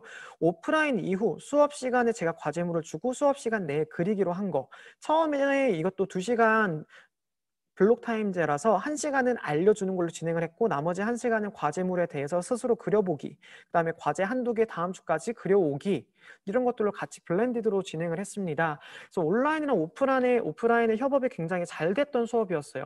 그래서 상대적으로 제가 준비하기도 많지가 않았고, 제가 어떻게 그리는지 몇 가지 영상을 보여주면 되는 거였는데, 어제 이 연수를 진행하셨던 김현수 선생님이 그 같이 운영하시는 서울미술교과 운영팀에다가 제가 이 수업 결과 그 과정을 같이 올렸었고, 그리고 거기에 수업 과제 올려주셨던 압구정고등학교 이윤아 선생님의 자료를 활용해서 같이 수업을 구성을 해서 저 하나만의 드로잉이 아니라 여러 선생님의 드로잉을 같이 참고할 수 있도록 보여주었어요. 그때 아마 태릉 고등학교 선생님이 만드신 그 드로잉 자료들도 저도 같이 활용을 했거든요. 코로나 상황이 터지고 나서 선생님들께서 되게 많이 접근을 해주셔가지고 이걸 활용하는데 제가 별로 어려움이 없었습니다. 그래서 그런 것들 활용해서 진행을 했고, 처음 시작에서 점차 변화가 되고 있느냐. 처음은 정말 평가를 하지 않았지만 처음과 뒤에 많은 변화들, 뭐 엄청나게 잘 그리게 드라마틱하게 변하진 않겠지만요. 처음에 단순하게 그렸던 애가 조금이라도 사실적으로 표현하려고 했느냐, 아니면 디테일한 부분을 표현하려고 했느냐, 스크립을 드라잉이면 명암을 찾아냈느냐, 이런 것들 위주로 제가 많이 평가를 진행을 해서 개별적인 발전들에 대한 평가를 프로세스 폴리오에 진행을 했는데, 일단 20점 만점 중에서 10점을 기본 점수로 제공을 했었습니다. 그럼 나머지 구간 2점, 4점, 6점, 8점, 10점 이렇게 점수를 줘서 많은 발전이 있는 친구들한테 만점을 주었고요. 대부분 16, 18, 20점, 요 점수 안에서 형성이 되었어요. 점수는 굉장히 잘 주려고 노력을 했습니다. 자, 그래서 똑같이 보시면 수업 첫 번째하고 제출했던 건데요. 제 기준에서는 엄청 잘 그린 친구들이에요. 다 다른 친구인데요. 이 친구가 초반에 인공물, 자연물 그릴 때 잘 못 그리는데 캐릭터 중에서 이게 카카오 프렌즈 중에 라이언이잖아요. 라이언의 형태를 보고 따라 그리려고 굉장히 열심히 노력했고 명함 같은 경우에도 피드백을 받고 한번 새로 그려서 올려준 거고요. 실제로 그렸던 시간들 9시 반에서 10시 18분 동안 이 친구는 굉장히 고민하는 흔적이에요. 몇 분에서 몇 시까지 타이머 체크해가지고 그린 시간 작성해 주세요라고 했더니 이렇게 그렸다라고 얘기를 한 거고 이 친구는 기본적으로 좀 동세에 대한 이해가 좋은 친구들. 그럼 이 친구가 그렸던 거 3시부터 3시 20분까지 20분 정도밖에 그리지 않았고 9월 4일 날 그렸던 수업이다라고 하면서 이렇게 했는데 이 수업에 필요했던 영상을 미리 제가 여기에 담아두었고 이제 연수가 끝나면 PDF 블로그에 올려놓을 테니 선생님들께서는 이걸로 접속을 하시면 보실 수가 있을 겁니다. 네, 이것도요, 그냥 이걸로 바꿔놔서 개별적인 피드백으로 끝낸 게 아니라 구글 클래스룸에 올린 거는 교사밖에 보질 못합니다. 그리고 이거를 제가 공개 범위를 친구들이 같이 볼 수 있게 접근시켜줘야지만 학생들이 볼 수 있거든요. 근데 그 친구들이 보지 못하기 때문에 정말 괜찮게 잘 그린 친구들, 초반에 비해서 많이 성장한 친구들을 또 영상을 PPT로 제작을 해가지고 설명을 해줬어요. PPT 녹음 기능을 활용해가지고 여러분 이 친구의 작품을 보세요. 처음에는 이렇게 그렸던 친구인데요. 시간이 지나고 나서 이렇게 디테일이 발전했습니다. 피드백이 A 과정에서 B 과정으로 이렇게 발전하고 있는 것들을 보면 여러분들도 어떻게 그려야 되는지 조금 감이 오시나요? 단순했던 부분을 조금 더 자세히 관찰해 보려고 하는 게 중요한데요. 단순히 관찰력이 중요한 게 아니라 여러분 미술에서 배우는 관찰력이란 여러분이 성장할 때 지각력을 도와주는 거고요. 특별한 상황에서 특히나 여러분들이 잘 아는 표창원이나 곽도원 같은 분들은 우리가 잘 알고 있는 우리나라 1세대 프로파일러입니다. 그런 프로파일러들이 이런 관찰력을 높이기 위해서 드로잉을 많이 활용한다고 해요. 그리고 이런 관찰력은 여러분의 삶이 윤택해지는 인지력을 높이는 데 굉장히 도움이 많이 되고요. 이런 인지력은 여러분 두뇌 발달에도 굉장히 도움이 많이 됩니다. 특히나 여러분들이 나이는 17세에서 18세 이때 두뇌가 2차적으로 폭발적으로 성장하는 시기거든요. 이때 이런 활동들을 많이 해주면 여러분의 드로잉이 습관이 되고 취미가 된다면 뇌의 성장에 굉장히 큰 도움이 될 것입니다. 라고 이제 피드백 영상을 제작을 해가지고 같이 보여주기도 했었습니다. 네, 요 동영상도 제가 한번 보여드릴게요. 한번 끄고 나가보도록 해서 이번에는 인공물 그리기 수업인데요. 한번 보여드릴게요.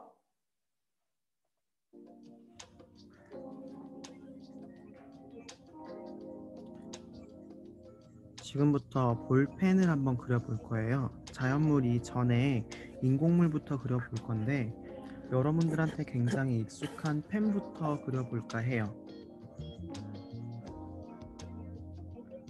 자, 대상을 볼 때 그냥 가볍게 아웃만 보지 마시고요. 무엇부터 봐야 되냐?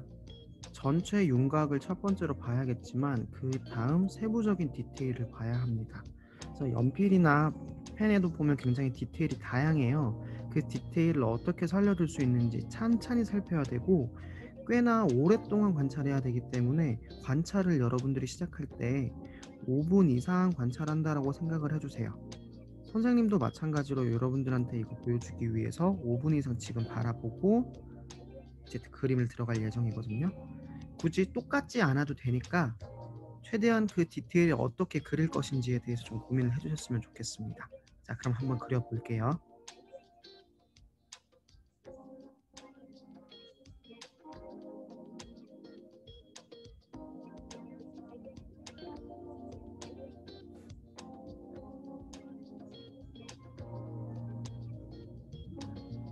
이게 펜의 어디일 것 같아요? 감이 안 오는 친구들도 있을 거예요. 가볍게 채색도 좀 해주고 여기도 채색도 좀 해주고 이제 조금 알 것 같기도 할 텐데 펜의 끝부분입니다. 여러분들이 많이 노리는 똑딱거리는 부분이죠.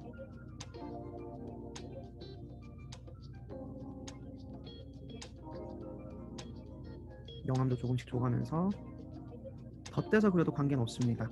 잘 그리는 게 목적인 게 아니라 여러분들이 대상의 특징을 보시면 선생님이 전체적으로 그리는 게 아니라 세부적인 것부터 하나씩 그리고 있잖아요. 먼저 전체를 파악했기 때문에 이 안쪽을 이렇게 그리는 게 별로 어렵진 않아요. 대신에 보시면 이 사이사이를 자세히 색칠을 해주고 관찰을 해주는 게 제일 큰 중요성이거든요.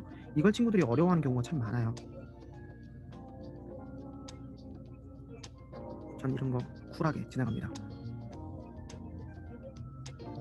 연필 지우개를 써줄 수 있으면 지우개를 써서 지워야 할 부분은 같이 지워주면서 그려도 돼요. 한 번에 그릴 수 있는 게 아니기 때문에 선생님이 일부러 천천히 그리고 있어요. 평소 같으면 성격이 급해서 되게 빨리 그리는데. 어디 보자. 뭐야?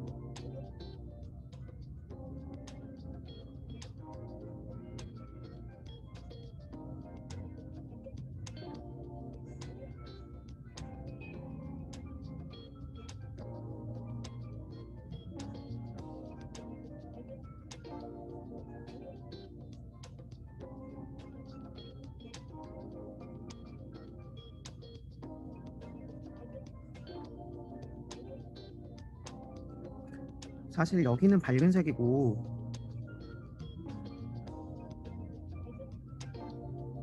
여기는 어두운 색이거든요. 이 부분도 좀 차이를 줘야겠죠. 선생님은 지금 어플을 쓰고 있으니 여기에서 좀 크기를 줘서 색칠을 한번 해볼게요.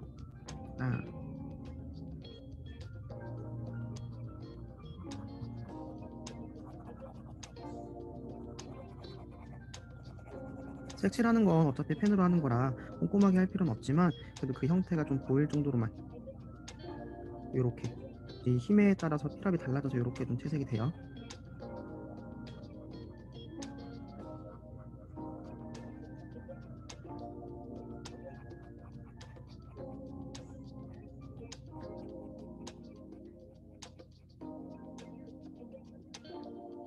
그리고 지우개 있잖아요. 지우개는 여러분들 그냥 뭐랄까 지우는 용도라고 생각하지 마시고 하얗게 만들어주는 연필이라고 생각해 주시면 돼요. 우리가 분명히 여기 사선이 있었어요. 어두운 부분에 그 부분에 살짝씩 이렇게 긁어주면 라인이 만들어지는 것처럼 얘도 무언가 밝게 만들어주는 역할을 하는 펜이구나 라고 생각을 해주시면 됩니다. 자, 펜에 굵기를 좀 다시 줄여보고 마저 그림을 그려볼게요. 아이고.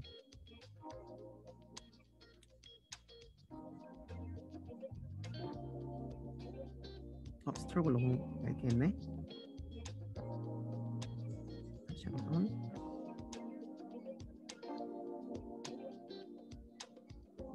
그림자도 살짝 칠해주면서 이게 필압이라 그러죠. 패드 쓰시는 분들은 잘 알 거예요. 이 필압에 따라서 원하는 형태가 달라지는데 그 그리는 이 스트로크라 그러죠. 여러분도 마찬가지입니다. 실제로 연필을 사용해서 그림을 그리면 이 필압에 따라서 느낌이 상당히 많이 달라져요.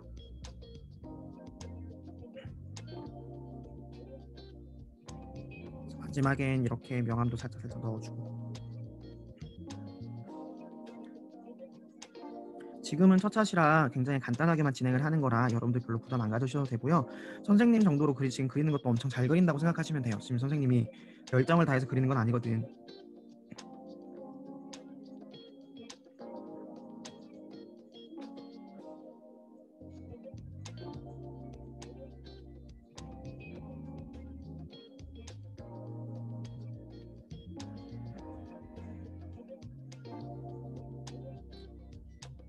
이렇게 되면 펜의 형태가 어느 정도 나타납니다. 자, 지금 이 그림을 봤을 때 펜의 느낌이 잘 살아있나요? 완벽하게 똑같다는 느낌이 아니라 펜의 느낌이 어느 정도 나타난다, 이 정도로 보이시죠? 특히 이 부분 같은 경우에는 펜의 손잡이 부분, 여기는 명암을 살려서 뒤에 꽁지 부분이라는 걸 명확하게 알 수 있는데, 보통 친구들이 잘 그리지 않는 부분들은 어느 부분들이냐, 제가 친구들 그리는 걸 항상 보면 그런 디테일한 부분들 있죠. 빨간색으로 지금 선생님이 동그라미 치는 부분들, 이런 부분들을 주로 어려워해요. 이 부분들은 여러분들이 꼼꼼하게 조금 더 관찰을 하면 인지를 할 수 있는 부분들이고, 우리가 놓쳤을 법한 부분, 대부분 여러분들은 어느 쪽에 좀 관심을 보이냐면, 정말 신기한 게 대다수의 친구들은 그냥 이 아웃라인 이렇게만 따라 그리는 경우가 참 많아요. 이렇게만 쭉 그리고 중간에 이렇게 그리고 세모나게만 그리고 펜을 그렸다라고 하는데, 이런 거 말고 우리가 이제 봐야 될 것들은, 첫 번째는 명암, 그다음에 이런 디테일, 세 번째로는 꺾이는 부분들, 구조적인 부분에 우리가 조금 더 초점을 맞춰준다고 생각을 하고 첫 번째 인공물을 한번 그려보면 참 좋을 것 같아요. 화면 전환 좀 해주세요. 네, 선생님들 지금 방금 막 보셨던 영상은 제가 수업의 1차시에서 제일 먼저 보여줬던 동영상인데요. 보시다시피 지금 이게 손으로 직접 그린 게 아니라 갤럭시 탭을 활용해가지고 제가 화면을 녹화했던 겁니다. 네, 당연히 이렇게 하면 그리기야 편하고 영상 제작하기도 편한데 단점은 다들 아실 거예요. 직접 손으로 그리는 느낌을 학생들에게 전달해주기도 힘들다는 거. 근데 학생들 중에요, 패드로 그리는 걸 또 좋아하는 친구들이 많아서 저는 애초에 수업을 촬영을 할 때 똑같은 펜이라도 손으로 그린 것들을 어떻게 만들었냐면 이제 거치대를 만들어서 거치대가 제 손을 찍을 수 있게 해서 연필로 그리는 거 하나랑 또 하나는 이렇게 패드로 그리는 걸 두 개를 같이 제공해 줬어요. 지금 사실 이제 10대 아이들은 소위 말하는 MZ에서 Z 세대라고 할 수 있잖아요. 모든 것들을 자기들이 바꾸고 선진적으로 도입하려고 하는 그런 경향이 있어서 이런 것들을 그냥 보여주는 것보다는 학생들이 직접 해볼 수 있게 해주면서 다양한 루트를 제공해 주는 게 중요하다고 생각이 들었고, 다행히 이게 온라인의 가장 큰 장점이라고 한다면 하나의 컨텐츠를 만들어 놓으면 동시에 다발적으로 여러 친구들에게 전달을 해줄 수 있다는 점이잖아요. 그래서 애초에 초반에 드로잉에 대해서 되게 관심이 많았던 친구들 같은 경우에는 이 수업을 통해 가지고 드로잉에 대한 관심도 좀 많이 생겼고, 이제 인강 문화에 익숙하다 보니까 이런 것들을 보면서 계속 복습하면서 따라 그리는 친구들이 조금씩은 있더라고요. 특히 드로잉 같은 경우에는 다른 수업보다 저희가 접근하기가 훨씬 쉬웠고, 사실상 평가하기도 과제형이 아니기 때문에 초반에 이제 어떻게 했는지에 대해서 보고 수업 시간에 그려가는 것들, 발전하는 것들을 학기 말에 평가를 하면 되는 거라서 되게 좋았어요. 이거 같은 경우에는 드로잉 점수를 중간에 딱 평가한 게 아니라 앞서 말씀드렸다시피 초반에 이제 어떻게 진행되고 있는지에 대해서 어떻게 그리는지에 대해서 피드백을 해주면서 발전해야 되는 부분들에 대해서 계속해서 지적을 해줍니다. 그리고 그림을 그릴 수 있도록 해줘요. 그리고 중간에 했던 게 이제 패션 디자인 수업을 했는데, 지난주에 그 수업이 끝나기 한 5분 전쯤에 항상 모든 수업을 정리를 하고, 자 그럼 오늘 드로잉북 꺼내서 오늘도 드로잉 하나 해볼까요? 5분 크로키 해볼게요. 이렇게 하면서 진행을 계속했어요. 그리고 마지막 차시에 제출을 해가지고 프로세스 폴리오 채점을 하다 보니 얘는 진짜 점수 채점하는 게 정말 편했습니다. 앞서 미술사는 해야 될 것들도 많고 체크해야 될 것도 너무 많았는데, 오히려 이 드로잉 수업은 학생들에게 왜 이 수업을 해야 되고 왜 이걸 그려야 되고 이게 너네들에게 어떤 발전이 있는지에 대한 설명을 해주다 보니까 내적인 동기 유발에 굉장히 효과적이었고요. 학생들 스스로도 정말 자기가 그리는데 수업 시간 이외에 따로 그 드로잉북을 사가지고 그리는 친구들이 있을 정도로 네, 좋았던 수업이었던 것 같아요. 그래서 지금 몇 가지가 더 있는데 조금 이따가 쉬는 시간에 몇 개 더 보여드리도록 하고요. 하나만 더 보여드릴까요? 빨리 끝나는 거 하나 있거든요. 이제 칸투어 드로잉 말고 스크래블 드로잉이라고 해가지고 있는데 요거 한번 보여드릴게요.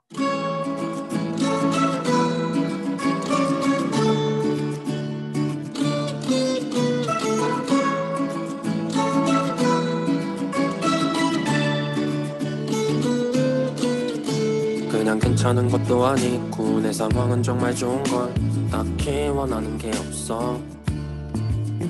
잔뜩 기대를 했다면 소리 너에게 문해줄 생각 없어 아무것도. 다른 건 중요하지 않잖아. 넌 그저 계산적으로 다가와서 나를 귀찮게 할 거면 내가 먼저 표지판 세워둘게 접근 금지. 바라는 건 정말 없는 걸 이미 충분해 찾지 않아도 시간마저 잘 어비해서 너에게 줄 시간이 없네. 미안하게 또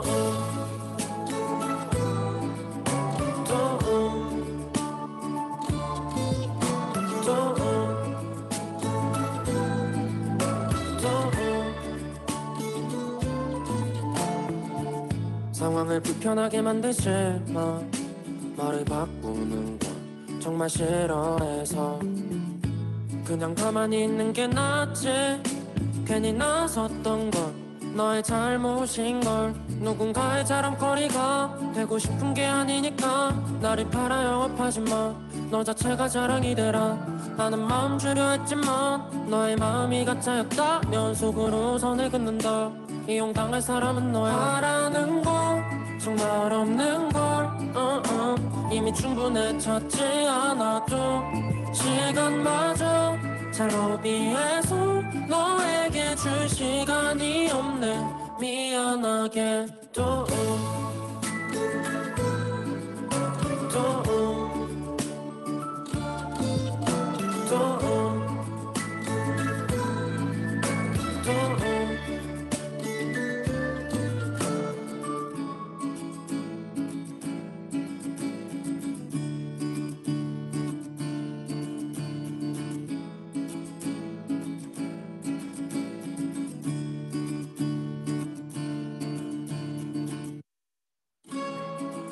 화면 전환.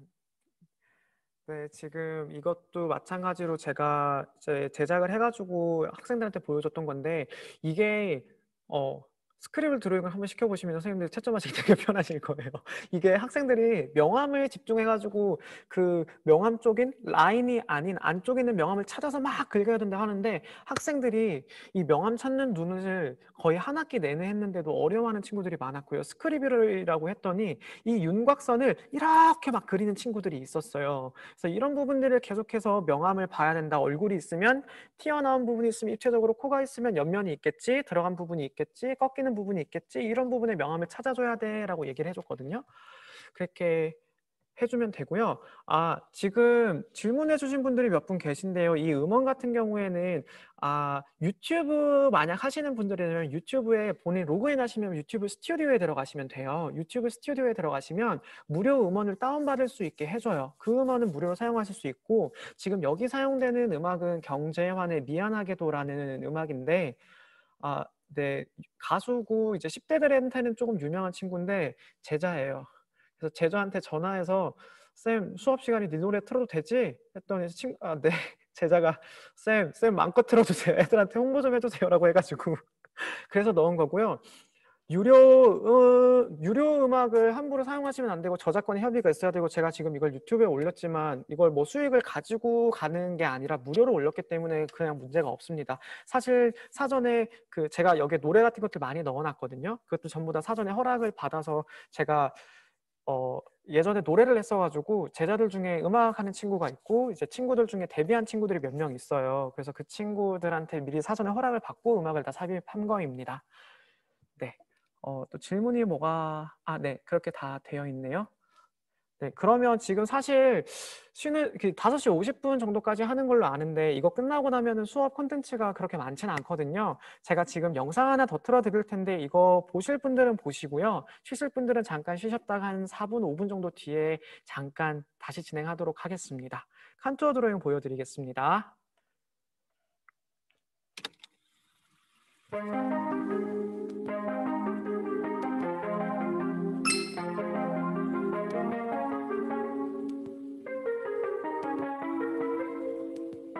이불에 무늬와 목도리의 색깔 머리맡에 물건과 침대 사이에 숨은 것도 자주 괴롭히는 악몽과 무의식 표정과 숨기고 싶은 맘 자주 보는 채널과 그대의 웃음 버리지 못한 물건과 그의 얽힌 사연 눈물이 터지게 하는 말 당신을 위로 반복 나쁜 생각도 해 정말 어쩔 수 없어요 외로워진다면요 그렇게 된다면요 때론 순간도 내 영원히 될 수 있어요 외로워진다면요 나 그대와 함께 그별자리를 볼 수 있을 I can't deny his love tonight love tonight love tonight 되고 싶어지만 내 사랑이 여기에 baby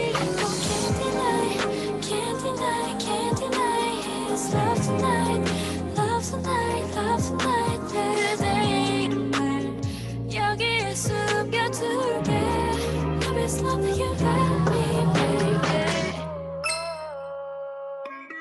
실력이 자꾸 몰아가네 우리 뜻들이 이제 자연스러웠던 민감한 때들이 자주 괴롭히던 악몽과 무의식 표정과 숨기고 싶던 맘 맘대로 말하는 내 오래 시간도 손바닥만한 날 후run을 하자는 숨도 더는 필요 없게 하는 말 We're like a pair of a dead dominoes I can't deny his love tonight Love tonight, love tonight 또 싶어진 내 사랑이 여기 baby can't deny his love tonight love tonight, love tonight 그대의 이름을 여기에 숨겨둘게 Love is love that you got me baby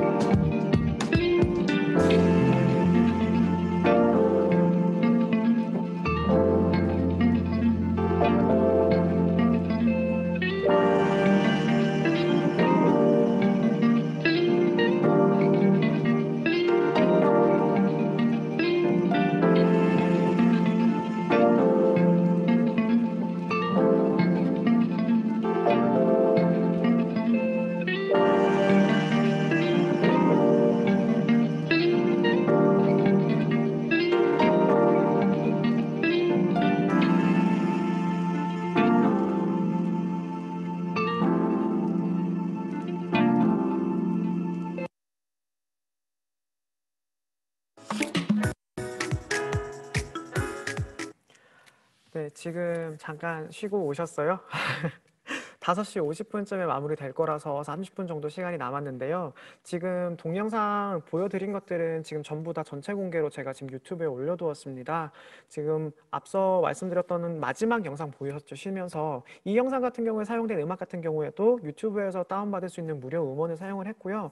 이런 것들은 유튜브에서 무료로 뿌려주는 거라 사용하시는데 전혀 지장이 없습니다. 하지만 이제 유료 음원을 넣을 거라면 혹시 뭐 가수들의 음악을 넣을 거라면 미리 사전에 저작권에 대해서 협의를 하셔야 되고 허가를 받으셔야 되는 게 맞습니다.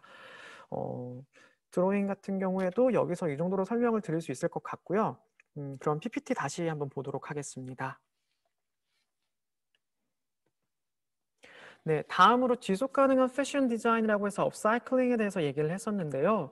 업사이클링 패션 디자인 같은 경우에는 제가 2학기에 그래서 어제 끝난 건데 1학년들 대상으로 수업을 진행을 했어요. 이것도 온라인과 오프라인을 병행을 해서 진행을 했었는데 얘가 실제로 생각한 것보다 훨씬 더 어려웠거든요. 그래서 평가 방법부터 먼저 얘기를 드리자면 총 60점이나 점수가 되는데 기본적으로 제가 한 30점은 점수를 준다라고 생각을 하고 이 프로그램을 기획을 했습니다. 그래서 작품 제작 과정은 10점, 30점이고 제작 과정과 실용성, 현실 가능성, 심미성, 내구성 이렇게 평가를 했는데 이 30점 내에 있는 제작 과정도 거의 대부분 만점을 가져갔다고 보시면 되고요. 이걸 제작하기 위한 일러스트 활동, 그 다음에 준비물 및 토의 점수, 준비물 활동인데 제가 활동지 및 토의를 10점으로 했지만 실제 평가는 15점으로 바꿔가지고 얘가 총 합쳐서 30점이 된다고 보시면 돼요. 준비물은 거의 다 잘 챙겨와서 관점이 없었어요. 자, 그럼 일단 수업 차시별로 먼저 얘기를 드리겠습니다. 1차시는요, 제가 온라인으로 업사이클링이란 무엇인지에 대해서 설명을 했고 우리가 어떤 차시로 진행이 되는지 다음 표를 보여주면서 진행을 했었는데요. 자, 일단 1차시 때 저희가 이렇게 얘기를 하고 2차시 때 학생들을 실제로 만났어요. 2차시 때 실제로 만나서는 모든 구성을 어떻게 할 건지, 회의를 어떻게 진행을 할 건지, 실질적으로 우리가 진행할 수 있는 게 7차시, 8차시 정도까지 진행이 된다. 시간이 그렇게 많지 않고 약 2달 정도 진행이 되는 거다.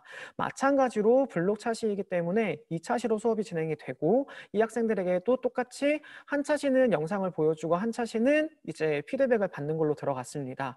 자, 2차시 때는 모든 구성을 진행을 했고요. 각 모둠으로 회의를 진행하면서 제가 끊임없이 피드백을 해주었습니다. 반장은 조별 명단과 팀명을 수업 시작 전까지 미리 제출할 수 있도록 했고 어떤 옷을 어떤 방식으로 리폼할 것인지에 토의하고 구매할 재료와 목록을 작성시키는데 이때 어려운 게 있어요. 제가 무언가를 지정해 주는 게 아니라 모든 것들을 학생들에게 다 알아서 부딪혀야 된다는 걸 미리 사전에 얘기를 했어요. 이 과정이 내적으로 동기부여가 되어 있지 않은 친구들에게는 굉장히 어렵다는 걸 저도 잘 알고 있습니다. 그리고 저도 이걸 하면서 되게 많이 힘들었어요. 저는 제가 대학 다닐 때 패션 디자인을 같이 수업을 들어가지고 재봉틀이랑 미싱을 다룰 줄을 알거든요. 그래서 몇몇 어려운 친구들은 제가 그걸 활용해가지고 도와주기도 했는데 집에 미싱이 오래된 거라 가지고 잘 박히지가 않아요.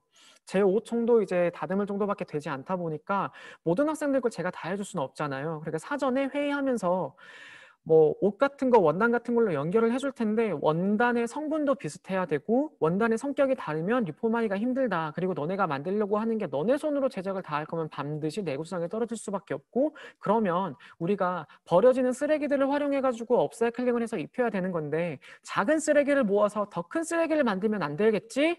라고 이제 질문을 하는 거죠. 그럼 아이들이 네 이렇게 하면 사전에 3차시가 온라인이니까 너네가 이때 수선집을 미리 수소문해서 알아보고 이걸 해줄 수 있는지에 대해서 너네가 섭외를 해야 된다. 각자 다 다른 지역에 있겠지만 이걸 다음 온라인 때 협의도 하고 너네가 이제 이걸 구해오는 것도 수업의 가장 큰 역할이다. 이걸 통해서 평가를 진행을 한다라고 얘기를 했었습니다. 그래서 2차시는 그렇게 정말 많은 피드백을 진행을 했고 이게 현실 가능성이 있는지 이게 될 건지 수선집을 어딜 찾아야 되는지 도구를 어디에서 찾아야 되는지 얘기를 했는데 소위 말하는 뭐 그 간단한 것들부터 다 얘기를 해줬어요. 그럼 애들이 제일 많이 나오는 게 기존에 있는 옷에다가 다리미로 스티커를 붙일 거예요. 그 섬유용 스티커 같은 것도 있거든요. 다리미로 하면 붙어요. 제가 혹시 몰라서 지금 샘플을 가져왔는데 조금 이따가 보여드리도록 하겠습니다. 자, 그리고 3차 시대 온라인 때는요, 모든 회의를 하면서 2차 시대 계획했던 것들을 이제 사전에 섭외를 하라고 얘기를 합니다. 그럼 온라인상으로 회의를 하고 난 다음에 너네가 회의를 했는데 머릿속으로는 비슷하게 생각을 했겠지만 사실 그렇진 않을 거야. 개별적으로 일러스트를 제작하고 난 뒤에 구글 클래스에다가 업로드를 해서 어떻게 만들 것인지 비교를 하고 다음 차 시대 너네끼리 스스로 비교를 해서 잘못된 부분을 수정을 하자라고 얘기를 합니다. 그럼 밑에 3차 시대 애들이 일러스트를 제출하게 되면요, 이것도 기본 점수로 일러스트 10점 만점을 다 줬는데 얼마나 꼼꼼하게 그렸는지에 따라 가지고 점수 차는 두긴 했어요. 어쨌든 얘에 대한 평가는 오프라인으로 진행을 했기 때문에 온라인으로 진행을 한 건 아니고 각자가 같이 모여서 이 일러스트를 좀 더 구체적으로 발전시키는 걸로 해서 오프라인 때 평가를 진행을 했습니다. 네, 그럼 4차 시대 오게 되면요, 사전에 이제 업체도 섭외를 했고 어떤 재료를 가져올 건지도 논의를 하다 보니까 이때부터 본격적으로 작품 제작이 들어가겠죠. 준비한 재료를 활용하여 수업 시간에 제작을 했는데 바느질을 하는 친구도 있고 생애 최초로 바느질을 하는 친구가 있거든요. 제가 이것 때문에 반박음질, 온박음질이 뭔지 애들한테 알려주기도 했고 재봉틀을 어떻게 활용해야 되는지, 그 다음에 수선집 가서 어떻게 맡겨야 되는지도 얘기를 했는데, 얘들아, 수선집에 갔을 때 너네가 지금 이렇게 가져온 건 절대 안 해주실 거야. 누가 이렇게 해쳐놓은 걸 해주겠니? 그럼 어떻게 해야 되겠니? 너네 이거 붙여야 대학 간다라고 사정사정 해야지 해주실 거란 말이야. 음료수 한 병 들고 가서 이거 못하면 저희 대학 못 가요 라고 얘기를 해라. 그러면은 5곳 중에 한 곳은 해주실 거야 라고 얘기를 했더니 애들이 막 웃으면서 찾아갔는데, 실제로 온라인 이 5차 시대 가서 이때 해주신다고 3차 시대 해주셨던 분들이 5차 시대 가서 이걸 어떻게 해 하면서 화를 내셨다가 음료수 한 병에 대학 가야 된다는 내용 때문에 해주셨다라는 오픈 일화가 있습니다. 실제로 그래서 4차 시대는 2차 시대에 진행했던 아이디어와 업체 섭외를 바탕으로 실제로 제작을 했고, 절반 정도는 무난하게 갔던 것 같아요. 아이들 수준에서 만들 수 있는 수준으로 갔고요. 나머지 절반에서 한 30%는 정말 구렁텅이로 빠졌습니다. 이도저도 아닌 걸로 가서 새로 뒤엎고 제작하는 경우도 있었고, 애초에 너네가 생각하는 것들을 그런 수선집에 가서 논의를 해가지고 같이 만들어라. 부모님에게도 도움을 얻을 수 있다. 괜찮다. 이건 너네들이 처음부터 모든 것들을 만들어가는 과정이니까 수업 시간에 피드백을 꾸준히 해야지 라고 진행을 했었어요. 그리고 5차 시대 그걸 바탕으로 이제 4차 시에 나누어진 모든 활동지를 작성해서 어떻게 지금 전개가 되고 있는지 지금까지 제작 과정에 대한 내용을 활동지에 올리라고 했고, 마찬가지로 이 온라인 때는 똑같이 제가 실시간으로 줌에 들어가 있어서 아이들에게 피드백을 해주었습니다. 그랬더니 아이들이 알겠다고 하고 해결할 수 있는 방향으로 전개가 돼서 6차 시대에 가져와서 작품을 제작을 했어요. 실질적으로 학생들이 밖에서 해야 될 일들은 온라인으로 진행을 했고요. 안에서 해야 될 일들은 오프라인으로 제작을 하다 보니까 저는 이 수업 같은 경우에는 뭐 중학생 단계에서는 굉장히 힘들 거라고 생각을 하지만 고등학교 고학년 정도, 2학년 정도라면 충분히 해낼 수 있는 수업이지 않을까라는 생각은 들었습니다. 이 수업을 통해서 학생들이 직접 부딪히는 것도 되게 많았고 어려운 것들도 많았지만 뭔가 느낀 것도 굉장히 많다라고 얘기를 했거든요. 마지막 6차 시, 7차 시 때는 진짜 발전을 많이 했어요. 그래서 1차 시 때는 그래서 뭐 이런 업사이클링이 무엇인지, 리사이클링이 무엇인지에 대해서 제가 얘기를 해주면서 이렇게 설명을 해줬었고, 유의사항도 마찬가지로 제가 이렇게 전개를 했었습니다. 그래서 학습지 같은 경우에도 수업 시간에 나누어 주긴 했지만 PDF를 구글 클래스에도 다운로드 할 수 있게 올려주었고, 미술실에 프린트물로 두어서 같이 가져갈 수 있게 이원화했고요. 온라인 오프라인 블렌드가 되도록. 파워포인트 파일도 PDF로 구글 클래스에 탑재해 두었고, 잘 그리는 것이 아닌 구체적인 방향성에 대한 패션 일러스트를 그려서 서로의 그 생각이 달라질 수 있기 때문에, 생각했던 방향이 다를 수 있기 때문에 그걸 최대한 맞춰 나갈 수 있도록 제가 안내를, 그걸 이해할 수 있도록 전개시켜 줘야 된다고 얘기를 했습니다. 뭐 4번 같은 경우는 별로 중요한 건 아니고요. 최종 작품 제작과 평가는 11월 23일에서 11월 27일 사이입니다 라고 했는데, 거의 대부분 지난주에 했습니다. 저희 고등학교가 오늘부터 지금 전부 다 학생들이 이제 온라인으로 다 돌아갔거든요. 그래서 저도 지금 온라인으로 구글 클래스를 또 하나 수업을 올려놓고 나서 전체 피드백 영상을 올려놓고 와서 지난주에 평가가 다 진행이 됐고요. 그럼 실제로 어떻게 결과물이 나왔나, 이게 제대로 만들어졌나 궁금하실 거 아니에요. 수업 결과물을 한번 보여드리도록 하겠습니다. 한번 자세히 보시면요. 이 친구 같은 경우에는 이게 실제로 벨트인데, 이 친구가 그 그 이론 벨트를 자기 언니가 입고 다녔던 거 안 입는 거 한 3년 동안 박아뒀던 것들을 요 벨트를 가져와서 옷을 같은 재질인 셔츠 2개가 집에 있더래요. 근데 그게 너무 오래돼서 디자인이 안 예뻐서 그거 2개에다가 이 지퍼를 달고 연결해서 입을 수 있고 그냥 셔츠를 앞뒤로 연결한 게 아니라 밑에다가 이렇게 해서 튜브톱 드레스를 만든 거다. 실제로 원래 입을 때는 이걸 벗어야겠지만 자기가 학생이라서 그건 못하겠고 이렇게 해서 마스크 끼고 이렇게 만든 겁니다. 학생 수준에서 잘 만든 거라고 생각할 수 있고 안에 있는 것도 버려지는 원단을 가져와서 위에 있는 2개에다 연결을 시킨 거라고 해요. 근데 내구성은 조금 낮았는데 6차시 평가할 때에 어느 정도 완성도가 나와 있어서 잘 만들었다고 제가 평가를 했고요. 다음 차시 그리고 지금 온라인으로 돌아가 있는 차시에 마저 완성을 하고 미싱과 재봉틀을 박아서 온다로 얘기를 했고요.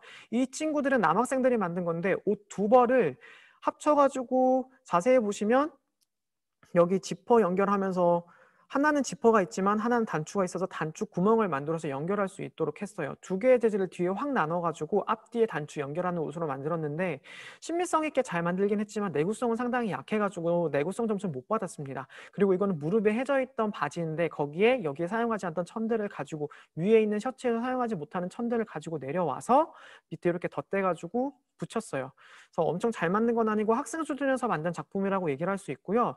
다음 장은 꽤 괜찮은 작품들이 나왔습니다.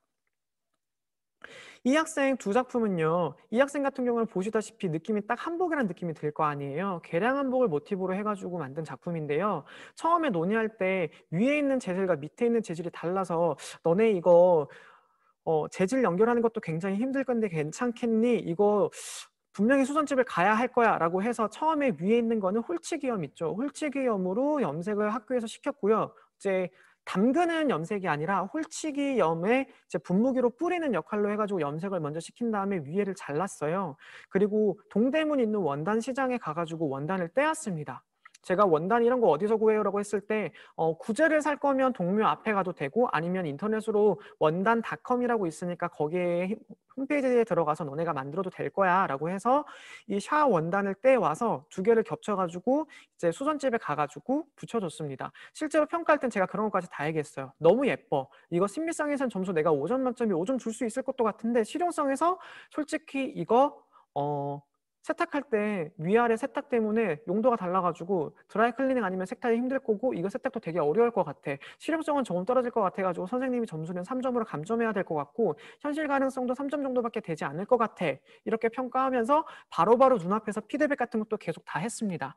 만점을 받는 건 상대적으로 어려운 거니 너네들이 지금 목표하는 바가 평치 기준 중에서 어떤 부분으로 갈 것인 건지 이제 물어보는 쪽으로 진행을 했었고요. 오른쪽에 있는 친구들 보시면 지금 작업 중이거든요. 뒤에 있는 친구들은요. 저희 학교 미술실입니다. 이 친구 에코백에다가 버려지는 청바지를 뜯어서 연결을 시켜가지고 만들었는데 어머니께서 재봉 일을 하신대요. 그래서 어머니 찬스를 통해가지고 요 가봉하는 거 도왔고 사실상 이게 수선집에 맡기라고 했는데 어머니의 도움을 받았다고 해서 감점이 되는 게 아니라 미리 주변에서 너네가 도움을 받을 수 있는 모든 업체들을 다 알아봐야 되기 때문에 그런 것들이 영향을 미치지 않는다. 도움을 받을 수 있는 것들을 다양하게 알아봐라. 그런 것들 활용하는 너네들의 그 청킹 능력이 굉장히 중요하다고 얘기를 했고 마찬가지로 청바지로 드레스를 만들면서 그 위에 샤 원단을 덧대서 샤는 따로 벨트를 연결을 했습니다. 그래서 샤도 따로 붙였다 뗐다 할 수 있는 거고 자세히 보시면은 지금 머리 있는 요것도요. 청바지 남아있는 것들로 연결해서 만든 머리끈 헤어밴드예요. 그래서 제가 아이디어가 너무 괜찮은데 이걸 실제로 구상하기 위해서 여러 번 논의를 했고 저도 이제 미싱 같은 것들을 같이 박아줘서 친구들이 좀 잘 만들었던 것 같아요. 요 다음 이게 2개가 최고 점수를 받은 2가지인데요. 이 친구 같은 경우에는 밑에 있는 샤 따로 위에 있는 청바지 따로인데 원래는 멜빵 바지였던 것들을 가져왔습니다. 멜빵 바지였던 것들을 가지고 와서 앞에 그 잘라서 구멍을 내서 단추를 붙여서 뗐다 붙였다 할 수 있게 해가지고 토업으로 만들어서 다양하게 연출할 수 있는 걸 만들었고요. 이 친구는 또 샤도 마찬가지로 연결해가지고 안에 뭐 치마를 입어도 되고 레깅스를 연결해가지고 만들어도 되겠다라고 얘기를 많이 했었습니다. 그리고 요 샤 원단과도 벨트를 연결했기 때문에 다양하게 연결할 수 있겠죠. 그리고 옆에 있는 이 친구는요. 이 친구가 버린 밑에 있는 바지 있죠. 이 바지를 가져왔어요. 이 바지에다가 다양한 원단들을 친구들이 안 쓰는 원단들을 붙여서 만든 건데 처음에 자기들이 저희는 친구들이 분명히 원단이 쓰다가 남을 것 같아요 선생님 그 원단 가지고 연결해 가지고 저희가 드레스를 만들어 보고 싶어요 라고 했는데 초반엔 그냥 가슴에서 연결해 가지고 늘어나는 원피스였는데 마지막에 자세히 보시면 실제로 청바지 벨트거든요. 이 청바지 벨트 2개를 잘랐어요. 어떻게 잘랐냐? 지금 이것도 버려질 것 같은데 선생님 이거 좀 밋밋하지 않아요? 처음에는 가슴에서부터 밑으로 축 처지다 보니까 옷이 무거워가지고 가슴 밑으로 내려가더라고요. 여학생들 가슴 밑으로 내려가면 옷을 입을 수가 없잖아요. 그래서 차라리 그럼 벨트를 연결할까 했는데 다른 모둠에 또 청바지 벨트 남는 것들이 있다 그래서 그걸 가지고 와서 일단 연결시켜봤고 지금 이 2개도 박음질 시켜서 연결시키기 위해서 집에 가져간 상태입니다. 최고 점수를 받았는데 정말 아이디어가 좋아서 저도 괜찮다라고 생각을 했는데 이거를 제가 수업을 진행을 하면서 이 패션 디자인을 운영하다 보니까 되게 좀 좋았던 것 같아요. 온라인과 오프라인이라는 피드백 상호 연결도 굉장히 잘 됐던 것 같거든요. 팀장님.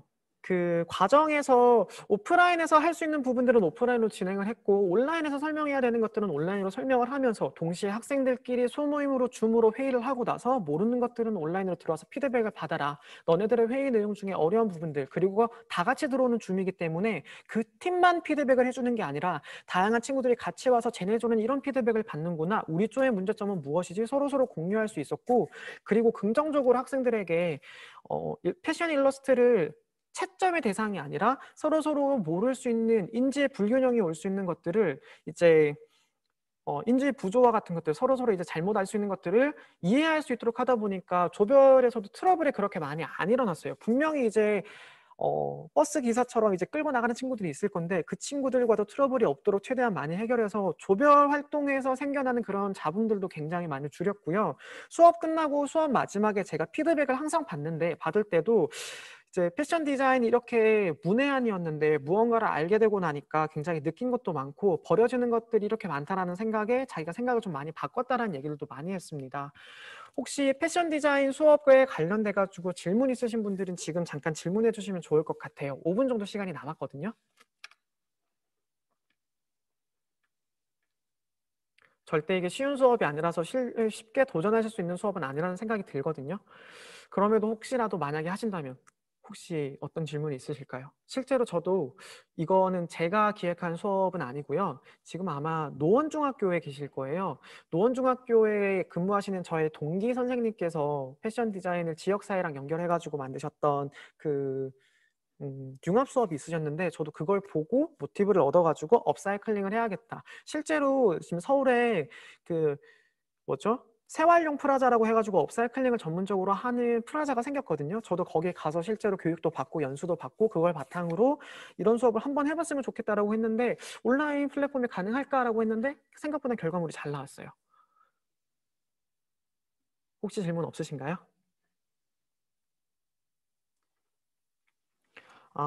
샘플이 지금 DM으로 샘플 얘기가 나왔는데 이게 지금 제가 들고 있는 건데요. 선생님들 이게 사실 뭐냐면요. 이렇게 보여드려야겠다. 일단 이렇게 보시면요. 이게 불암이라고 적혀 있잖아요. 저희가 고등학교다 보니까 중학교 때 아이들이 입고 올라온 그 중학교 교복 니트예요. 이 중학교 교복 니트를 어떻게 했냐? 이렇게 가봉했습니다. 보시면 밑에를 이렇게 해가지고 수선집 가가지고 맡겨가지고 이렇게 재봉을 했어요. 재봉을 하고 나서 뒤집었더니 이제 이런 에코백이 나왔는데 제가 이거 내일 선생님들 연수하는데 이거 들고 가도 괜찮겠니? 라고 했더니 선생님 정말 좋아요 라고 해서 실제로 아이들이 만들고 난 다음에요. 자기들 수업에 필요한 재료들을 여기다 넣어서 들고 다녔어요. 그리고 보시면 와펜이라는 게 있는데 와펜은 뭐냐면 여기 지금 붙여져 있는 스티커들을 와펜이라고 합니다. 이 와펜이라고 하는 것들은 이제 뒤에 다리미로 녹여서 붙일 수 있는 풀이 있어요. 약간 글루건 재질인데 이거를 미술실에 다리미가 3개가 있어가지고 테이블마다 제가 지금 콘센트 설치해놨거든요. 내려오는 거. 그 콘센트로 연결을 해서 이제 다리미로 지지면 얘가 붙어요. 얘가 붙기 때문에 이거 붙는 효과를 줘가지고 이제 이렇게 만들어서 최종적으로 심미적인 효과까지 주었고요. 그리고 이 불암은 안 뗄 거야 라고 했더니 이것도 예쁜데요, 와펜인데요, 이거 버리면 쓰레기잖아요 얘기해가지고 내가 이렇게 또 반응해줬더니 애들이 막 좋다고 난리였었어요.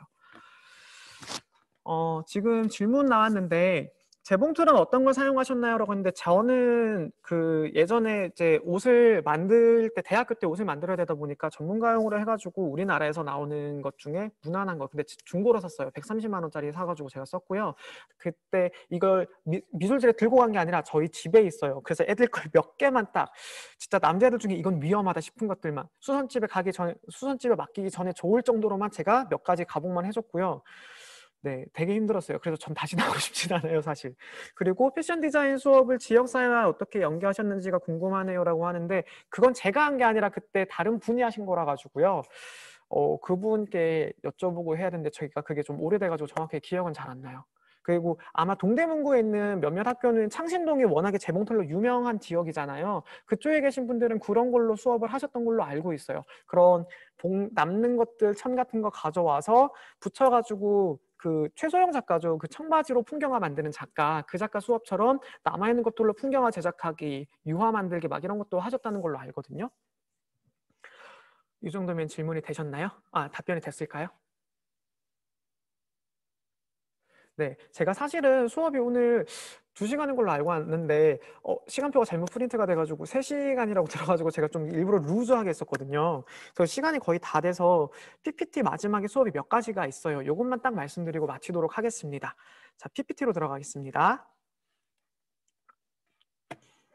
네, 공간 디자인 수업은 마찬가지로 기술, 통합과학, 수학, 미술로 제가 스팀 교육 연수를 위해서 프로그램 개발을 해가지고 만들었던 건데 요거 차시 계획대로 진행을 했던 건데 시간이 없으므로 이것도 나중에 블로그에 있는 내용을 참고하시면 돼요. 이거는 이미 좀 여러 번 방송도 나가고 이제 연수 때도 많이 응용이 됐거든요. 제가 아닌 다른 분들이 제 거를 많이 보여주셨다고 하셔가지고 여기 QR코드를 타고 가시면 이 학생들 발표 과정이 다 나와 있어요. 그리고 블로그에 이건 심지어 지도안도 앞서 보여드렸던 10차시 과정으로 전부 다 정리해서 올려놓은 게 있거든요. 그걸 참고해서 보시면 될 것 같고요. 이제 기타 수업에 대해서 얘기를 드리자면 유니버셜 수업은 여기 지도안이 있고 명화 패러디 수업이 여기 이것도 있는 건데 전부 다 지도안까지 블로그에 올려드렸습니다. 북커버 같은 경우에는 작년에 지금 1학년 대상으로 했던 건데 부가트를 하자니 시간이 모자르고 그러면 책에 있는 내용들을 어떻게 활용해서 설명해주면 좋을까라고 생각을 해가지고 만든 수업인데요. 이것도 마찬가지로 지도안 포함해서 블로그에 올려놨습니다. 이 테셀레이션 수업도 20분 정도 내외로 진행을 한 건데 이게 온라인으로 진행이 됐어요. 요건 이제 중학교에서도 수학 융합으로 테셀레이션 수업을 많이 하실 텐데 이게 손으로 하면 노가다예요. 학생들한테 진짜 고생을 하는 건데 사실 프로그램을 다운받았어요. 그래서 그 프로그램을 구글 클래스에 올려놔서 활용해서 만드는 거였는데요. 그건 제가 따로 나중에 프로그램을 이거 영상 올릴 때 같이 블로그에 올려드릴게요. 무료 버전으로 다운받으면 학생들이 그 프로그램 만들어가면서 노트북이나 컴퓨터로 제작을 할 수 있거든요. 제가 이거 영상 잠깐만 한번 그 설명만 보여드리는 건데 어떤 영상인지 좀 보여드리겠습니다.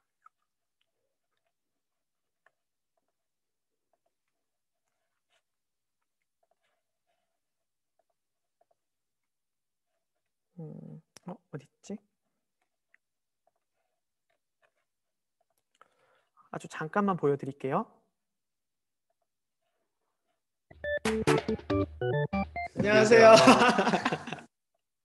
되고 나서 학생들을 가르치게 되면서 이것저것 배우다 보니까 테셀레이션이라는 게 있구나라는 걸 알게 됐거든요. 네네. 학생들은 절반은 알고 절반은 모를 것 같아요. 네. 중학교 때. 그죠. 저도 되게 테셀레이션 잘 몰랐다가 선생님이랑 비슷하게 중학교 때 학생들 그런 막 도형 파트를 가르치면서 테셀레이션이라는 게 또 응용이 되는구나. 그때 맨 처음 좀 알게 된 것 같아요. 선생님은 중학교 때 왜 테셀레이션 수업을 해보신 거예요? 테셀레이션 수업까지는 아니고 이제 그런 단원을 지도하다가 이런 좀 개념들이 있다. 이제 가볍게만 제가 보고 지나갔었는데 네, 오늘 좀 깊게 같이 한번 좀 보고자 같이 한번 오늘 그래서 테셀레이션이 왜 좀 미술과 수학이랑 좀 이렇게 관련이 돼 있는지 그리고 이렇게 관련된 어떤 배경부터 해서 남정 선생님과 같이 설명을 드리고 여러분들이 직접 테셀레이션 작품까지 한번 만들어보는 시간을 가져보도록 하겠습니다. 그러면 제가 테셀레이션에 대해서 한번 얘기해 볼까요? 네, 이제 선생님 알고 계십니다. 제가 뭐 많이 아는 건 아닌데요. 테셀레이션이라고 한다면 일단 이미지 여러분, 참고 이미지 여러분 학습지 뭐 이런 것들을 다 볼 수 있을 거예요. 근데 기본적으로 도형이 반복된다라는 의미라고 보시면 될 것 같아요. 그러니까 기본적으로 도형이 반복되는 건데 선생님이 어릴 때 기억하기로는 항상 바닥에 누워 있으면요 할머니 댁에 가면 천장에 이상하게 도형이 똑같은 도형들이 천장 타일에 계속 똑같이 박혀 있었어요. 그렇죠. 네, 그게 천장 보면. 네, 맞아요. 그런 게 네네. 처음에 어릴 때는 테셀레이션인지 몰랐다가 최근에 들어서 그런 게 다 테셀레이션이구나라고 생각을 하게 됐고요. 사실 테셀레이션의 가장 대표적인 예시가 역사적으로는 우리나라에서는 단청, 여러분 경복궁이나 광화문이나 이런 데 가서 보게 되면 단청 문이 있죠. 같은 형태가 계속 반복되고 있거든요. 그게 대표적인 예시라고 할 수 있고, 우리나라 전통적인 조각보, 그리고 뭐 벌집, 뱀 비늘, 그리고 뭐 스페인에 가면은요 무아족이라고 하죠. 무아족이 만든 그 아람브라 궁전이라는 것도 있어요. 그런 것들이 대표적인 예시가 있는데, 그냥 크게 생각했을 때는 미술적으로는 뭐라 그래야 될까, 같은 도형이 반복되는 것. 근데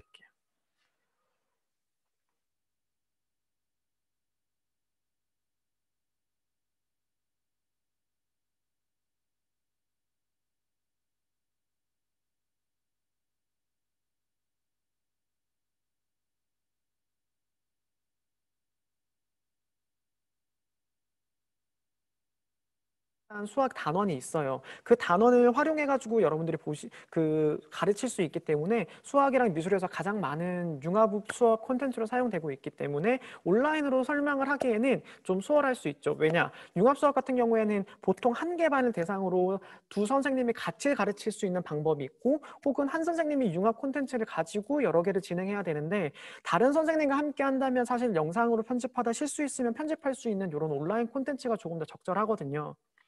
그래서 요걸로 하시는 게 좀 더 저는 온라인 할 때 융합을 한번 시도해 보시는 게 좀 더 낫지 않을까. 그리고 기존에 있던 수업과는 조금 다른 방식으로 전개해 주는 게 좋을 것 같다라는 생각이 들었습니다. 네, 제가 시간 조절을 조금 잘못해 가지고 2시간 조금 넘게 했는데, 혹시 마지막으로 질문 있으신 분들 있으시면 질문 답변 드리고 마치도록 하겠습니다.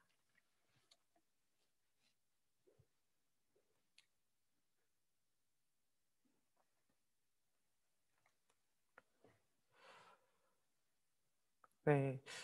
질문 제일 많이 들어오는 것 중에 하나가 그거였는데, 국제고는 수업을 영어로 하나요? 네, 영어로 해야 합니다. 그래서 지금 보여드리는 콘텐츠는 다 한글로 제작이 됐지만, 이제 학생들한테, 실제로 저희 학교 학생들한테 나가는 콘텐츠는 한 80%는 영어라고 보시면 돼요. 그래서 보통 그 핸드아웃이라 그러잖아요. 그래서 워크시트 같은 경우에도 이제 영어 반, 한국어 반 이렇게 있고, 아니면 좀 영어본이랑 한국어본을 같이 내주는 경우도 있고요. 일선에서 사용하는 교과서와는 다르게 영어로 제작된 교과서가 따로 제작되는 케이스도 있습니다. 네, 혹시 더 질문은 없으신가요? 이게 온라인과 오프라인 블렌디드 수업이라 가지고 그거에 맞춰서 다양하게 연수를 한 번 더 진행을 하고 싶었는데, 실제로 편집하는 걸 알려드리기에는 다양한 프로그램의 취향이나 너무 많아가지고 제가 다 설명을 드릴 수는 없을 것 같은데, 테셀레이션 같은 경우에는 제가 꼭 블로그에 올려드리도록 하겠습니다. 오늘 수업이 온라인이랑 오프라인 모두 양방향으로 좀 활용되기는 어려운 수업들도 있었고 적합한 수업도 있었는데요.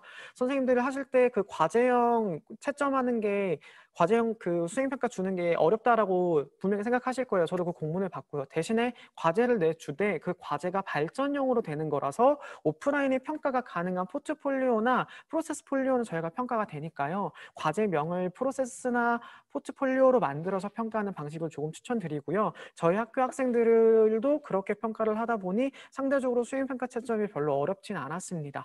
좀 점수에 대해서 많이 후하게 준 건 사실이지만, 그래도 이 수업을 진행하면서 온라인과 오프라인의 장단점을 다 활용한다면 이제 좋은 수업을 내년까지 이끌어갈 수 있지 않을까 싶고요. 선생님들, 마지막인데 지금 또 확산되고 있는 코로나 바이러스 주의하시고 몸 건강하시길 바랍니다. 고생하셨습니다.